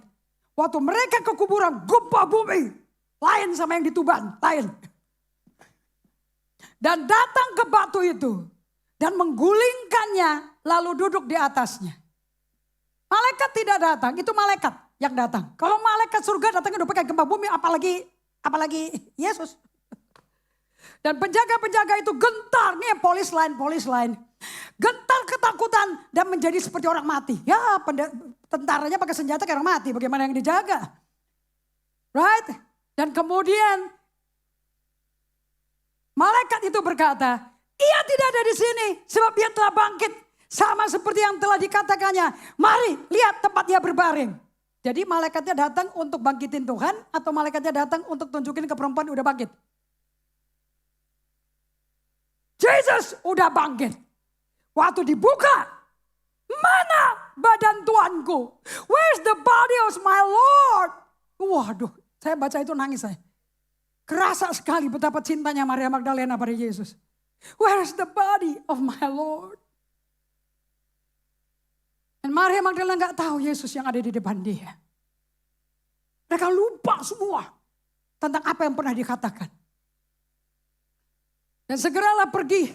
Malaikat berkata, kamu segera pergi. Katakanlah kepada murid-muridnya bahwa dia telah bangkit dari antara orang mati. Dan dia mendahului kamu ke Galilea. Di sana kamu akan lihat dia. Sesungguhnya aku telah mengatakan kepadamu. Ini conversation malaikat Tuhan. Malaikat surga dengan Maria Magdalena. Maria ibunya Yohanes Yakobus dan Salome. So saya mau tanya, penginjil pertama siapa? Maria, perempuan kok Maria. Ya siapa aja boleh dong asal perempuan begitu loh ya. Betul apa tidak? Yang laki mana?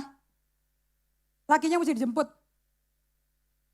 Dan Maria Magdalena lari, dia panggil murid-muridnya Yesus. Dan muncul yang nyangkal 3 kali. Siapa namanya? Simon kalau menyangkal. Kalau Petrus sudah bertobat. Dia telah bangkit. Kuburnya kan kosong. Nggak ada lagi badannya. Cepat lihat, dia udah bangkit. Petrus saja lari. Kalau Yohanes 20 bilang dia jalan. Karena badannya lebih gede, lebih gemuk. So dia jalannya sambil lari-lari. Kalau yang kecil si Yohanes lencir. Itu datang ke kuburannya ditulis loh. Gila ya Alkitab kita ya. Ada maknanya loh itu si gembrot sama si kecil.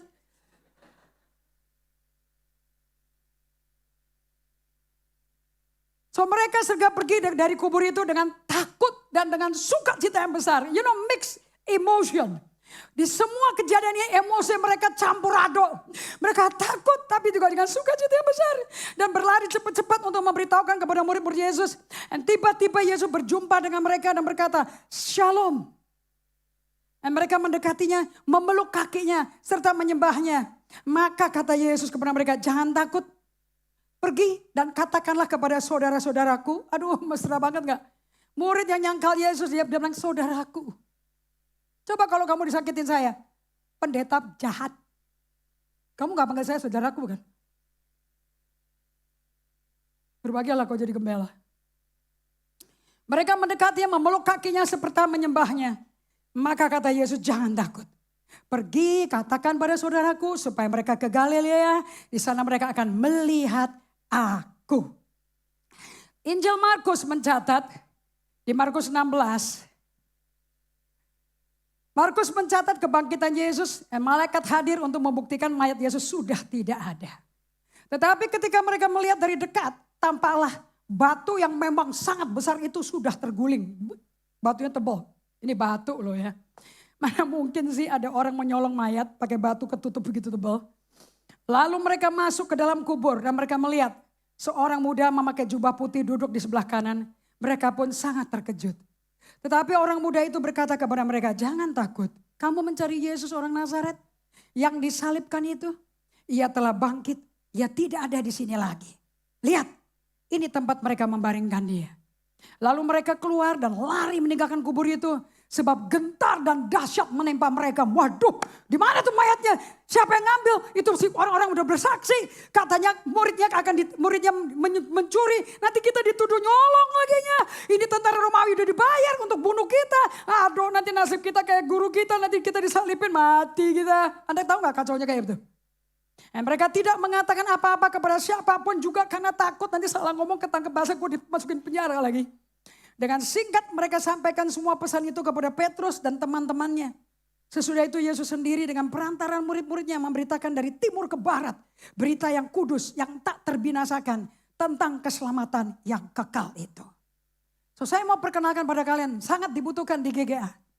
Karena gembalamu perempuan, bahwa penginjil pertama yang Yesus utus adalah perempuan. Dan merekalah yang menghadapi murid-murid Yesus yang laki-laki yang tidak percaya. Kenapa kok perempuan diutus tetapi diberikan murid laki-laki yang gak bisa percaya? Untuk membentuk karakter. Hanya karena kamu diutus sama Tuhan gak berarti kamu udah sempurna. Everything yang kamu hadapi, tantangan apapun kau hadapi itu akan memurnikan kita membentuk karakter Kristus. Amin. Ini mesti diterima. Nah, kalian gak akan terbentuk seperti Kristus tanpa tanpa aniaya, tanpa penderitaan, tanpa penolakan. Dan pagi-pagi hari minggu pertama, Yesus menampakkan diri kepada Maria Magdalena. Itu nama baptisan salam saya, baptisan salam lagi. Setelah Yesus bangkit pagi-pagi pada hari pertama minggu itu, ia mula-mula menampakkan dirinya kepada Maria Magdalena. So kalau kalian di bawah lihat Maria Magdalena ministry, that's my ministry yang pertama kali. Bagaimana Tuhan mengubah saya. Dan daripadanya Yesus pernah mengusir 7 setan. Makanya dia gak bisa kerja karena kerasukan setan. Lalu perempuan itu pergi memberitahukannya kepada mereka yang selalu mengiringi Yesus. Dan yang pada waktu itu sedang berkabung dan menangis. Kacau gak semua orang yang ditinggal sama Yesus bangkit dari mati? Kacau gak itu? Berita baik tapi diterimanya kacau, mixed emotion. Dan tetapi ayat 11 ketika mereka mendengar bahwa Yesus hidup dan telah dilihat olehnya. Mereka gak percaya. Sesudah itu ia menampakkan diri dalam rupa yang lain kepada 2 orang dari mereka. Ketika keduanya dalam perjalanan keluar kota, itu di Lukas 24 ke Emmaus. Lalu kembalilah mereka dan memberitahukannya kepada teman-teman yang lain. Tetapi kepada mereka pun teman-teman itu tidak percaya. Jadi kalau engkau dapat panggilan diutus sama Tuhan, gak berarti semuanya honky-dory. Semua orang akan percaya, mujizat terjadi. Nomor 1, kamu akan dites, siapa lu? Model kayak lu, bersaksi. Dulu aja lu pernah nipu gue. Anda siap-siap kalau dipanggil sama Tuhan. You will go through the process. Tapi semua proses itu akan memurnikan kita. Dalam proses masuk ke oven panasnya Tuhan. Untuk dibentuk dan dibakar supaya manusia dosanya keluar mati. Dan manusia Kristusnya keluar. Haleluya. Akhirnya dia menampakkan diri kepada ke-11 orang itu ketika mereka sedang makan. Dan ia mencela ketidakpercayaan dan kedegilan hati mereka. Ngomong sama kiri kanannya, siap-siap ditegur Yesus langsung loh. Kalau nggak percaya penginjilnya, kamu siap-siap Yesus menegur langsung. Yesus mencela ketidakpercayaan mereka dan kedegilan hati mereka. Oleh karena mereka tidak percaya kepada orang-orang yang telah melihat dia sesudah kebangkitannya. Dan saya ambil dari Yohanes 20 yang sangat menyentuh saya. Saya kalau baca Yohanes 20 saya nangis. Di situ Yesus berkata kepada Maria Magdalena, tapi dia belum tahu itu Yesus. Mengapa kamu mencari dia yang hidup di antara orang mati? Siapa sih orang mati? Bukankah kuburan Yusuf Arimatea cuma satu? Gak ada kuburan lain? Halo? Di Alkitab gak ditulis bahwa kuburannya Yusuf Arimatea itu sebelahan-sebelahan sama dia punya tante, om, papi, mami, kakek. Cuma satu kuburannya. Jadi itu bukan kuburan loh. Kalau kamu pergi ke Israel, di mana ada kebun yang bagus sekali, di belakangnya dinding Golgota, di situ tempatnya. Tapi orang-orang ortodoks bilangnya di dalam Yerusalemnya. Saya nggak suka karena seperti penyebar kemenyan di situ. Siapa sih orang mati itu? Semua yang dikelilingnya Yesus adalah orang mati. Tidak ada Roh Kudus, tidak hidup di hadirat Tuhan, hanya punya rohnya saja, nyawa aja. Mereka hidup kayak Adam, tapi tanpa Allah. Itulah orang mati. Do you understand? So mati itu ada 3 level. Yang paling mengerikan kamu mati. Habis nyawamu, tinggal badanmu. Tidak ada hadirat Allah, tidak ada roh Allah. Kamu akan busuk dalam dosamu.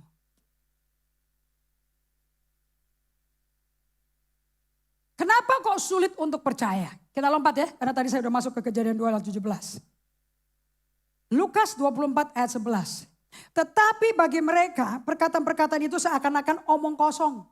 Dan mereka nggak percaya kepada perempuan-perempuan. Kenapa sih orang kok sulit percaya? Karena pikirannya mixed up. Dan situasi waktu itu lagi bingung sekali. Satu kali lagi ngelihat itu badan rontok, daging lepas, kulit lepas, tulang keluar semua. Tiba-tiba dia teriak di salib. Eli lama sabachthani, Allahku, kenapa kau tinggalkan aku? Allah tinggalin Yesus loh. Bukankah Allah tinggalkan Adam? Kedua, mereka mengolok-olok. Dia panggil si Elia tuh. Sana, katanya mau bongkar bait Allah dalam 3 hari. Ayo lepasin dirimu. Digoda sampai dia emosinya bisa marah loh. Dia sudah mati egonya di Taman Eden. Di Taman Getsemani. 3 jam. Sampai peluhnya keluar darah untuk tidak ngikutin kehendak dia. tapi kehendak Bapaknya. Doa yang paling berat. Bukan doa untuk kesembuhan. Untuk kamu tunduk pada jalannya Tuhan. Dan tidak ikut pendapatmu sendiri. Dan bagaimana engkau sukses dulu di dunia. Tinggalkan semua itu. Jalanku bukan jalanmu. Rancanganku bukan rancanganmu. Itu sakit sekali. Kalau Yesus sampai peluhnya keluar darah. Gak mungkin dong, kamu enggak dong. Cuman kamu punya pencobaan gak sampai mencurahkan darah.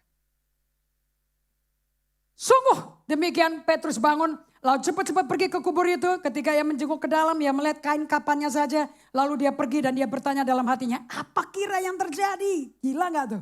3,5 tahun jalan sama Yesus. Makan, tidur, dengerin dia khotbah. Nonton dia sembuhin orang sakit. Bangkitin Lazarus dari mati. Bangkitin putrinya Jairus dari mati. Itu orang-orang sama Tuhan berkata, mereka gak mati ya. Lazarus, anaknya Jairus gak mati. Mereka lagi tidur. Ingat kalau Yesus, dia Allah loh. Yang masuk ke perawan punya rahim. Lahir di Bethlehem. Namanya aja Allah yang kasih. Yesus artinya salvation, keselamatan. Dan dia bertumbuh besar. 30 tahun disimpan sama Tuhan untuk hidup supaya firman betul-betul ada di dagingnya dia loh. Dicobai oleh iblis di padang gurun. Tidak ada satu firman yang gak keluar. Tidak ada satu nafsu yang keluar dari Yesus. Dan dia keluar padang gurun lulus ujian. Penuh kuasa Roh Kudus. Langsung dikasih kitab Yesaya, Roh Tuhan ada padaku, mengurapi aku, mengutus aku. Untuk orang-orang yang remuk, yang terbelenggu, yang terpenjara. Untuk membuka mereka, memberikan kelepasan. Hari ini, kitab ini digenapi. Langsung orang Farisi, dorong dia ke tebing, mau dibunuh. Tiap kali orang Farisi lihat pembicaraan firman yang begitu otoritas, mau dibunuh. Yesus berkata, kau keturunan Musa? Kau berkata keturunan Allah? Kau ke anaknya Abraham, kenapa kau mau bunuh aku? Kontradiksi sekali orang Farisi itu. Hati-hati ya, kamu hidup bertolak belakang dengan Alkitab sendiri. Dan orang yang seperti itu 100% berdasarkan pengalaman saya tidak pernah merenungkan firman Tuhan. Kamu cuma dengar pendeta-pendeta bikin buffet, sermon buffet di YouTube. Pilih aja khotbah yang mana yang bagus. Khotbah tidak merubah kamu. Duduk di dalam hadirat dia. Renungkan firmannya dia. Siang dan malam merubah kamu. Nggak ada yang magic ikut Tuhan. Tidak magic. Butuh ketekunan, disiplin. Makanya kita disebut disciple. Disciple adalah murid yang mau ikut gurunya menjadi seperti rabinya. Kalau kamu nggak suka itu, I don't think you'll be happy here. Sebab Apostle hidupnya seperti itu sekarang. I have no other choice. Ketika mereka di Lukas 24, penampakan Yesus jalan ke Emmaus di hari yang sama. Ini baru minggu tok loh ini. Ketika mereka sedang bercakap-cakap dan bertukar pikiran, datanglah Yesus sendiri mendekati mereka. Lalu berjalan bersama dengan mereka. Tapi ada sesuatu yang menghalangi mata mereka sehingga mereka gak bisa mengenal dia. Gambaran Mesias di kepalanya murid Yesus beda dengan Mesias yang Allah mau mereka kenal. Bukan hanya Petrus yang keras kepala, bahwa definisi Mesiasnya Petrus beda sama definisi Mesiasnya Allah. Sampai Petrus tidak mau Yesus menderita. Nah, kita lihat ini. Are you enjoying this? I'm really enjoying this, you know. Yohanes 20. Pada hari pertama, apa yang ditangkap oleh Yohanes? Minggu pagi benar ketika hari masih gelap. Pergilah Maria Magdalena ke kubur itu. Dan ia melihat bahwa batu telah diambil dari kubur. Jadi dia bisa masuk kan? Dan dia berlari-lari mendapatkan Simon Petrus dan murid lainnya yang dikasihi Yesus. Dan berkata kepada mereka, Tuhan. Ini terjemahannya yang benar ya. Kalau bahasa Indonesia Tuhan. Tuhan telah diambil orang dari kuburnya dan kami tidak tahu di mana dia diletakkan. Amplified Classic. So she ran and went to Simon Peter and the other disciple whom Jesus tenderly loved. And said to them, they have taken away the Lord out of the tomb and we don't know where they have laid him. Maka berangkatlah Petrus dan murid yang lain itu ke kubur. Keduanya berlari bersama-sama. Tapi murid yang lain itu berlari lebih cepat daripada Petrus sehingga lebih dulu sampai di kubur. Dan yang menjenguk ke dalam, dia lihat kain kapan yang membungkus badannya Tuhan Yesus ada di tanah. Akan tetapi si Yohanes gak berani masuk. Maka datanglah Simon Petrus menyusul dia, masuk ke dalam. Dia lihat kain kapan yang membungkus jenazahnya Yesus sudah digurung rapih di sebelahnya Yesus. Itu di ayat 7, itu kain peluhnya Yesus. Tidak terletak di bawah tanah tapi di samping. Tetapi agak di samping di tempat yang lain sudah tergulung. Maka masuklah murid yang lain yang lebih dulu sampai dikubur. Dan ia melihat dan percaya. Kenapa kok mereka gak bisa percaya? Sebab selama itu mereka belum mengerti isi kitab suci. Yang mengatakan bahwa ia harus bangkit dari antara orang mati. Pada waktu Yesus bangkit dari mati, siapa sih yang bangkitin dia sebetulnya? Siapa yang bangkitin mayatnya tubuh Yesus di kuburan itu? Roma 8 ayat 11 menjelaskan ini. Dan jika roh dia yang telah bangkitkan Yesus dari antara orang mati. Siapa yang bangkitin? Roh Kristus. Roma 1 ayat 3 dan 6. Tentang anaknya yang menurut daging diperanakan dari keturunan Daud. Yesus keluar dari rahim keturunan keluarga Daud. Perawan Maria dari keturunan Daud. Dan menurut roh kekudusan dinyatakan oleh kebangkitannya dari antara orang mati. Bahwa ia adalah anak Allah yang berkuasa. Yesus Kristus Tuhan kita, our Lord. Dengan perantaranya kami menerima kasih karunia dan jabatan rasul untuk menuntun semua bangsa supaya mereka percaya dan taat kepadanya. Kamu juga termasuk di antara mereka. Kamu yang telah dipanggil menjadi milik Kristus. So kalau kalian menerima roh kebangkitan Yesus, kamu akan menjadi milik Kristus. Berarti sebelum kamu menerima kuasa kebangkitan Yesus, sebelum menerima Roh Kudus, kamu milik iblis. You understand? Terjadi perubahan ownership. You belong to Christ. That means sebelumnya you don't belong to Him. Ada amin? So 1 Korintus 6 ayat 14. Siapa sih yang bangkitin Yesus? Allah yang bangkitin Tuhan. Akan bangkitkan kita juga dengan. So saya ini orang yang mengalami kebangkitan Tuhan. Di Kisah Rasul 2 ayat 22 sampai 27. Petrus khotbah. Hai orang-orang Israel, dengar perkataan ini. Yang aku maksudkan ialah Yesus dari Nazaret. Seorang yang telah ditentukan Allah. Katakan ditentukan Allah. Katakan Yesus adalah domba Allah. Dia adalah buah sulungnya Allah. Yang sulung yang pertama kali yang bangkit dari mati. Mengalahkan maut, mengalahkan kematian, mengalahkan dosa. Bagaimana kematian terjadi? Di Kejadian 2:17. Lihat kemarin sebentar. Iblis mengirimkan godaan. Godaan untuk manusia berontak terhadap Allah. Tidak, bukankah Allah berkata semua tanaman buahnya di sini bisa dimakan? Kamu tahu gak kenapa Allah gak mau kamu makan? Pada waktu kau makan kamu seperti Allah. Padahal udah seperti Allah loh tuh. Matamu akan kebuka. Mestinya dia ngomong kamu akan mati. Langsung terpikat istrinya. Dia liatin terus buah itu. Memikat sekali, bikin aku pinter. Aku bisa seperti Allah loh. Keangkuhan timbul. Yang bikin Lucifer menjadi iblis. Yang masuk badan ular itu. Kesombongan. Anda tahu orang sombong kalau ditegur marah. Nantang balik. Simple. Mau tahu orang sombong hanya begitu aja. Karena orang rendah hati sudah rendah. Mau gak ada nyali lagi. Hanya orang yang punya kegagahan, kemauan, dan keakuan keras. Apa maksud lo? Dengan kesombongan gak ada urusan sama dompetmu berapa miliar ya. Atau berapa triliun. Siapa tahu kamu kecipratan. Anda mengerti ini? Iblis, biangnya, godaan. Iblis artinya, bahasa Inggrisnya devil, bahasa Yunaninya diabolos. Artinya rebellion, pemberontak. Jadi apa yang iblis lakukan? Bikin semua orang berontak sama Allah. Begitu tergoda, manusia berdosa. Pemberontakan pada Allah namanya dosa, S-I-N, sin. Begitu kamu berontak sama Allah, kamu melakukan dosa. Dosa menghidupi mati. Dan maut masuk ke dalam kehidupan kamu. So apa yang kenapa Yesus mesti mati? To kill death. And to kill sin. Karena dosa yang bikin maut bekerja. Are you hearing me? Gila loh ini dalam. Ini perwahyuan mahal nih. Dan dia yang diserahkan Allah menurut maksud dan rencananya telah kamu salibkan. Orang Farisi Yudas Iskariot cuma alat supaya nyampe disalib aja. Melalui Pilatus. Tapi basically sesuai Yesaya 53. Yesus memberikan dirinya. Dengerin ya. Yang bikin dia mati bukan orang. Bukan kamu. Dia matiin dirinya.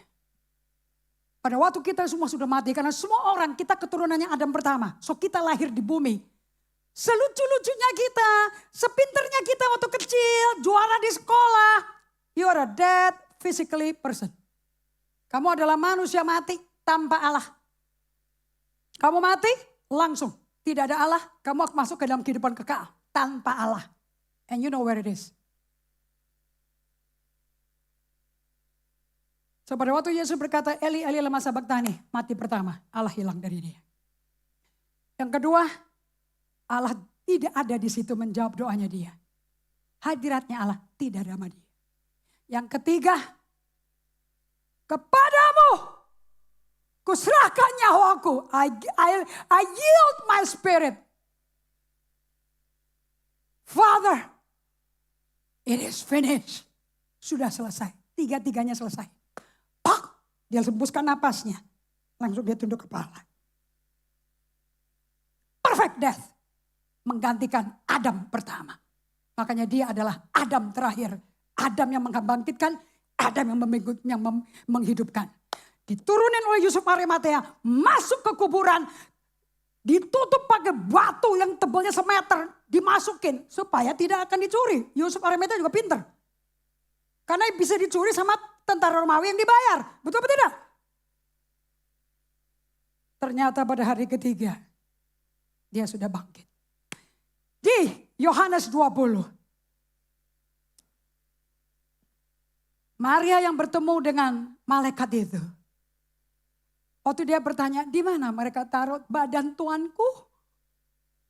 Dan kemudian malaikat itu ngomongnya kayak begini. Ibu, kenapa kok cari orang hidup di tengah orang mati?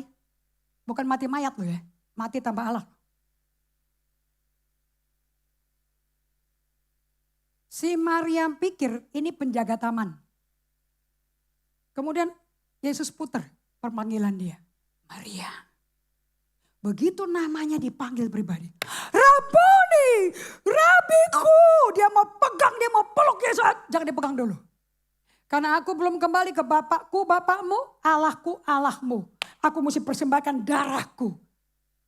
Ke kursi pendamaian di surga yang bikin Allah sendiri. Di bumi ada tabut perjanjian, di surga adalah hadirat Allah. Makanya Ibrani 4 ayat 15, dengan berani dan teguh kita berlari ke tahta Allah. Karena ada jalan yang baru, hidup telah dibuka oleh darah Yesus untuk setiap kita bisa langsung berdoa. Oh, besar sekali yang domba Allah kerjakan dibandingkan domba yang ada di Mesir. Dan di situ Maria Magdalena bertemu dengan Tuhanku.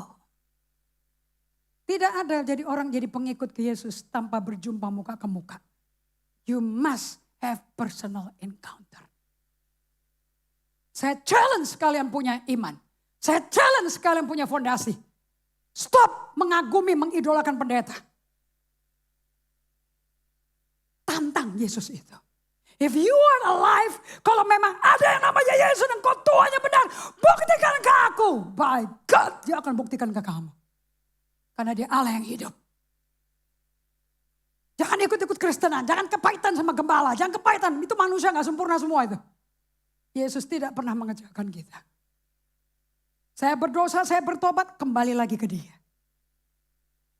Ada amin? Kita lihat langsung ke slide G. Sebagai penutup ya. Kita masuk ke slide, where is this? 42. Satu hal yang mesti hati-hati. Satu hal yang paling menyentuh saya dari semua kejadian kematian sampai di Holy Week, minggu suci ini. Minggu Palem sampai minggu kebangkitan. Ini minggu di mana Yesus dipersiapkan untuk mati di kayu salib. Diolok-olok. Yang terakhir dia marah. Setelah minggu Palem dia turun ke Yerusalem naik keledai. Dia raja yang naik keledai bukan naik kuda. Dia gak pakai Mercedes Benz, gak pakai BMW. Dia pakai kendaraan beban. Karena dia datang untuk melayani bukan dilayani. Dia copot bajunya di perjamuan terakhir.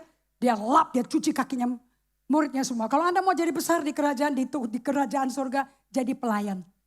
Menjadi asyir itu bukan membebani kamu. Itu train you to be servant. Karena Tuhan di kerajaan surga cuma ada servant leader. Bukan big bosses. Saya bertobat dari menjadi pemimpin gembala yang big boss. Karena hidup saya total 36 tahun. I was a big boss. Karena tidak ada yang memodelkan saya. I lead by being bossy. Dan kamu bisa luka semuanya. Tapi Tuhan gak pernah nyerah sama kita. He give you 1,000 chance untuk kamu kembali ke jalan Dia. Kita harus menjadi pelayan, bukan jadi pemimpin orang kaya. Yohanes 20, satu hal yang saya kagum mengenai Yesus. Dia gembala yang baik. Amin. Waktu dia lagi disiksa, dianiaya di rumahnya Imam Kayafas. Sebelumnya dia ngomong sama Petrus. Petrus, Simon, iblis mau menampi kamu loh. Tapi kamu gak usah takut karena aku berdoa buat kamu. Nanti kamu bertobat, waktu kamu insaf, tolong ajarin saudara-saudaramu, oke? Biar kau masuk penjara, aku masuk penjara. Gak mungkin aku nyangka engkau, mana mungkin. Itu Petrus, Simon Jim Yunus kayak gitu tuh aslinya tuh. Meteteng kalau diajak ngomong. Dan waktu si Yesus ditangkap, disabetin mukanya, ditampar sama imam besar. Berdarah mulai di mukanya. Petrus masuk ke pekarangannya imam. Musim dingin, Maret itu musim dingin. Dan ada orang bikin api unggun di situ. Dan ada genduk perempuan berkata, kamu juga sama-sama dia kan? Aku tahu kau sama dia. Gue sumpah, gue gak tahu tuh orang. Kemudian datang laki-laki. Of course, kamu kan orang Galilea, sama sama dia. I don't know what you're talking about. Gue gak ngerti lu ngomong apa. I don't know, I swear I don't know him. Paniknya gak keruan loh. Beda sekali ya sama orang yang mempertahankan dia akan ke penjara. Yang ketiga, satu lagi orang tanya. Of course you are Galilean. Kamu orang Galilea, saya tahu. I don't know what you're talking about. And waktu itu, you need to study the Bible. Sementara Petrus lagi ngomong. Sementara pencak-pencak nggak tahu. Menyangkal ya kenal Yesus. Sementara ngomong kukuruyuh. Langsung dia di tengah orang lagi. Wah bunuh salibkan dia. Rame. Kok ayam bekokok bisa kedengeran ya. Itu hebat gitu. And pas kukuruyuh berbunyi. Mata Petrus melihat ke arah Yesus. Yesus pas ngelihat matanya Petrus. Dengan mata mengasihi dan mengampuni. Dan Petrus nangis dengan pahit. Dia keluar. Aku pikir dia langsung bertobat. Tidak. Apa yang terjadi? Yohanes 20. Setelah Yesus mati. Simon Petrus berkata pada teman-teman, pada 7 temannya. Aku pergi menangkap ikan. Dan kata mereka kepadanya. Kami juga pergi sama engkau. Saya mau tanya, Simon bin Yunus pemimpin bukan? Punya pengaruh gak dia orang? Hilang ngomong sekali semuanya ngikut man. Kata mereka kepadanya, kami juga pergi. Mereka berangkat lalu naik ke perahu. Tapi malam itu mereka gak nangkep apa-apa.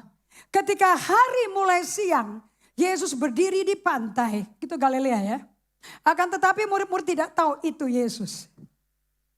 Dan Yesus bertanyanya seperti ini. Enggak Shalom Elohim. Kita buka kitab Taurat, kitab Ulangan, kitab Imamat. Enggak loh. Hai anak-anak.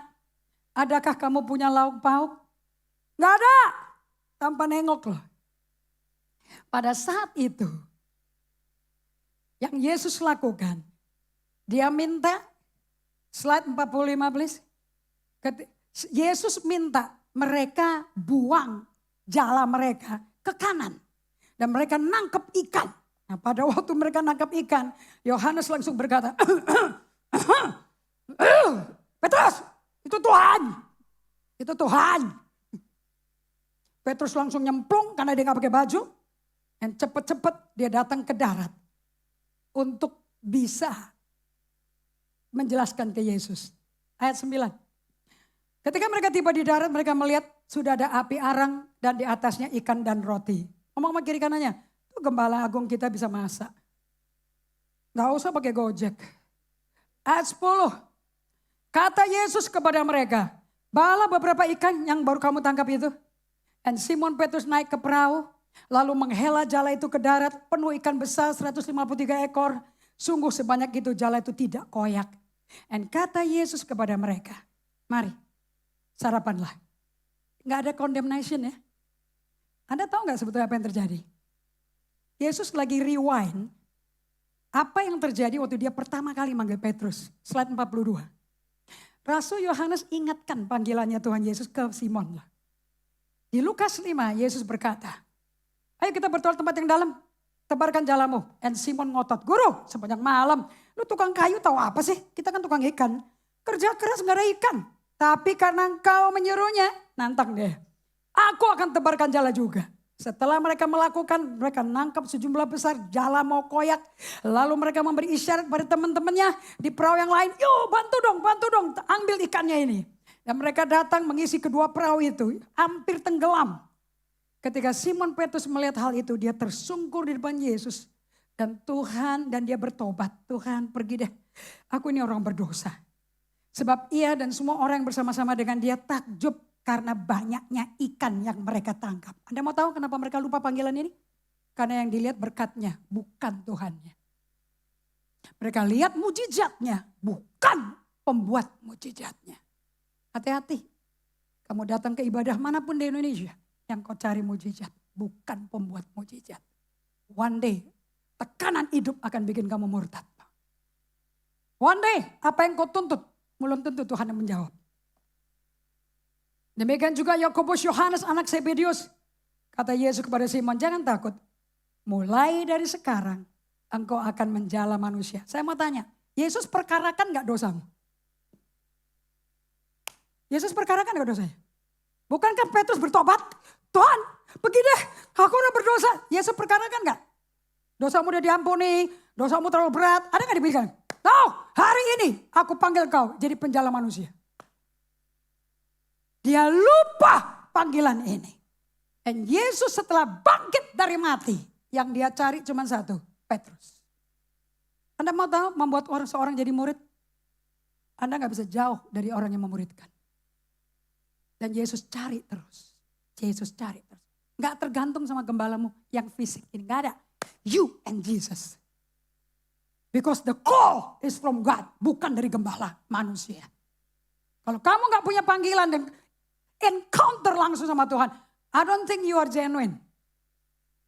Kamu dibikin orang jadi pendeta, but you are not called. Kamu gak dipanggil. Orang yang dipanggil akan penuh dengan ujian dan pemurnian. And that's a joy to be able to be purified. It's a joy.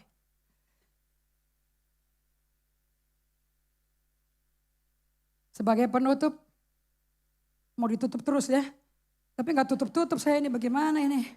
I'm enjoying myself the whole day. I was in the bed. Saya senang loh ibadahnya sore. So I'm spending time with God, with the Bible. Oke, tutup. Please tutup. Oh gosh. Equipping and empowerment as ambassador of Jesus Christ. To be the agent of change of Christ Jesus. Yohanes 20:19. Setelah Yesus menampakkan diri, membuktikan dia hidup. Mengingatkan Petrus akan panggilannya. Look at what happened.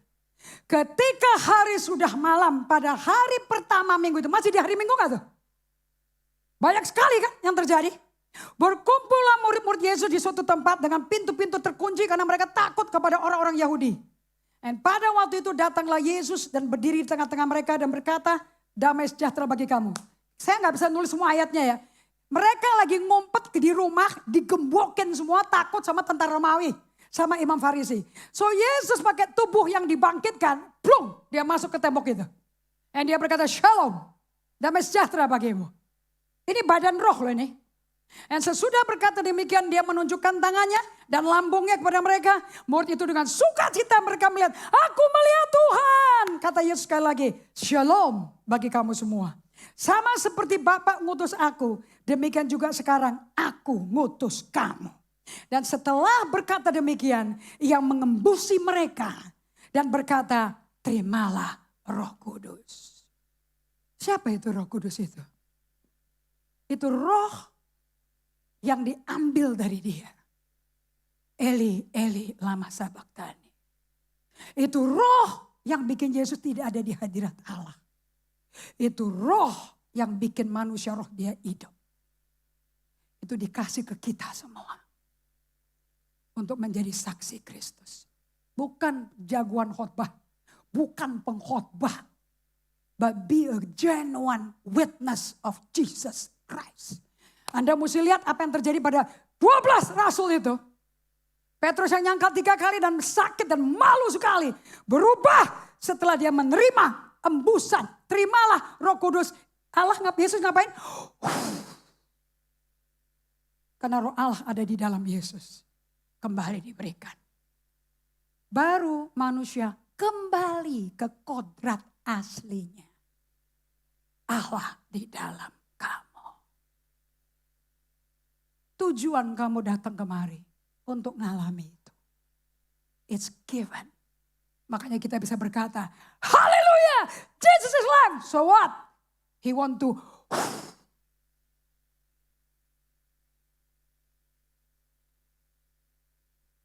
seperti saya menjadi hidup dan tidak mati dalam dosa. Dan pada waktu itu Yesus nyata. Dia anak Allah yang maha hadir, maha tahu, maha kuasa. Setelah dia bangkit dari mati, he is everywhere and anywhere. So he is a gentle shepherd. Dengerin baik-baik. Under the anointing saya khotbahnya gak 45 menit ya. Under the anointing, I noticed that. Setelah Petrus kembali ke Yesus. Yesus gak berhenti menggembalakan Petrus sampai mati dan bangkit dari mati, tetap menggembalakan. You know what Jesus did? Di Yohanes 21. Simon, do you love me? Apakah engkau mengasihi aku? Tuhan, engkau yang tahu. Beda gak cara jawabnya sekarang? Kalau kemarin kan, masa gak tahu gue cinta lu? Lu ke penjara, gue makin penjara mati, gue mati juga. Masa sih? Halo? Yesus ditangkap sama imam-imam karena dijual sama Yudas dengan ciumannya. Langsung dia keluarin pedang, dipotong loh kupingnya. Saudaranya imam besar loh. Yang Yesus ambil itu kuping. Sarungkan pedangmu. Dan dipasang lagi. Itu kasus berdarah-darah loh itu di Getsemani. Petrus gak pernah ngerti definisinya Mesias itu apa. Buat dia Mesias itu kasih berkat, duit, dan tidak ada penderitaan. Nah, kita ikut, kalau engkau ikut pelajaran emotionally healthy spirituality.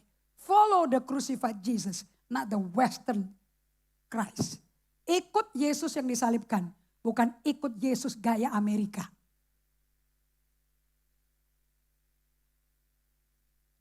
Do you love me? Engkau yang tahu. You know that. Gembalakan dombaku. Kedua kali. Peter. Do you love me? Tuhan, kau yang tahu. Gembalakan dombaku. Ketiga. Petrus. Do you love me? Apakah engkau mengasihi aku? Engkau tahu Tuhan. Yang ketiga dia nangis. Berat buat seorang kolerik dipertanyakan Tuhan 3 kali. Ini Tuhan yang pertanyakan loh. Bukan pendeta loh. Nangis dia. Gembalakan dombaku. Dari 12 rasul, satu-satunya menjadi gembala yang luar biasa. Petrus. Dia bisa tulis di 1 Petrus 5 ayat 2. Gembalakan domba-domba dengan tidak paksaan tapi dengan pengabdian. Kuasa kebangkitan tidak diberikan pada kalian. Untuk kamu bisa nyanyi, untuk bisa khotbah. Untuk kau gembalakan dombanya Yesus. Kasihlah sesamamu. Seperti engkau mengasihi dirimu. Karena ini perintah baru yang Yesus berikan di Yohanes 13, 34, 35. Di perjamuan terakhir, perjamuan Paskah. Perintah baru ku berikan padamu. Kasihilah sesamamu. seperti aku mengasihi kamu. Hidupmu tidak akan produktif dalam segala hal. Perkawinan, pekerjaan, everything. If you don't love Jesus. Karena di dunia ini gak ada orang bisa hidup sendiri. Kita hidup dalam komunitas. Dan kamu baru bisa hidup di tengah komunitas if you love Jesus. Karena tanpa cinta kepada Yesus kamu gak bisa mencintai sesama. Mencintai sesama adalah bukti kamu ada cinta pada Allah. Cintanya Allah bukan cinta eros. Cinta yang memberikan nyawamu untuk melayani orang. Kembali ke jalan Tuhan. Sekalipun diludahin, sekalipun diteriakin, sekalipun dibenci. You just serve. Untuk mengikuti jalannya Tuhan. Saya mau tanya pada kalian semua. Di ulang tahunnya ke-21 GGA. Is it 21 or 22? 25, 22. Kita ulang tahun ke-22. Tuhan mau cari. Istilah di GGA spiritual parent. Orang tua rohani. That are pastors. Tidak ada jiwa baru akan datang. Percaya sama saya. Kalau engkau gak mencintai Tuhan. Gak ada jiwa baru yang mau datang kepada Yesus. Kalau engkau gak mengasihi Tuhan Yesus. Gak ada pernikahan yang bahagia kalau engkau gak mencintai Yesus. Sebab tanpa mencintai Yesus kau tidak bisa mencintai secara horizontal. Let us be church yang tidak fake, tapi jadi gereja yang otentik. Yang emosinya sehat, yang tidak cari keuntungan bagi dirimu dari hubungan dengan siapapun. Tapi rela disalah mengertikan untuk melihat orang lain bisa berhasil, lebih berhasil daripada kamu sendiri. That's love, that's servant leadership. Bikin orang lain lebih sukses daripada dirimu sendiri. And that's what Jesus did. So saya mau tantang pada kalian semua. Kalau engkau menerima roh Allah yang dia hembusi. Anda mau tahu jaminannya apa?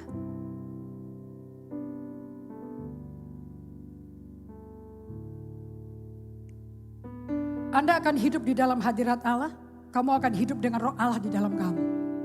You know, pada waktu roh Allah tinggal dalam kamu, semua sengat maut, 1 Korintus 15 ayat 53, sengat maut dikalahkan.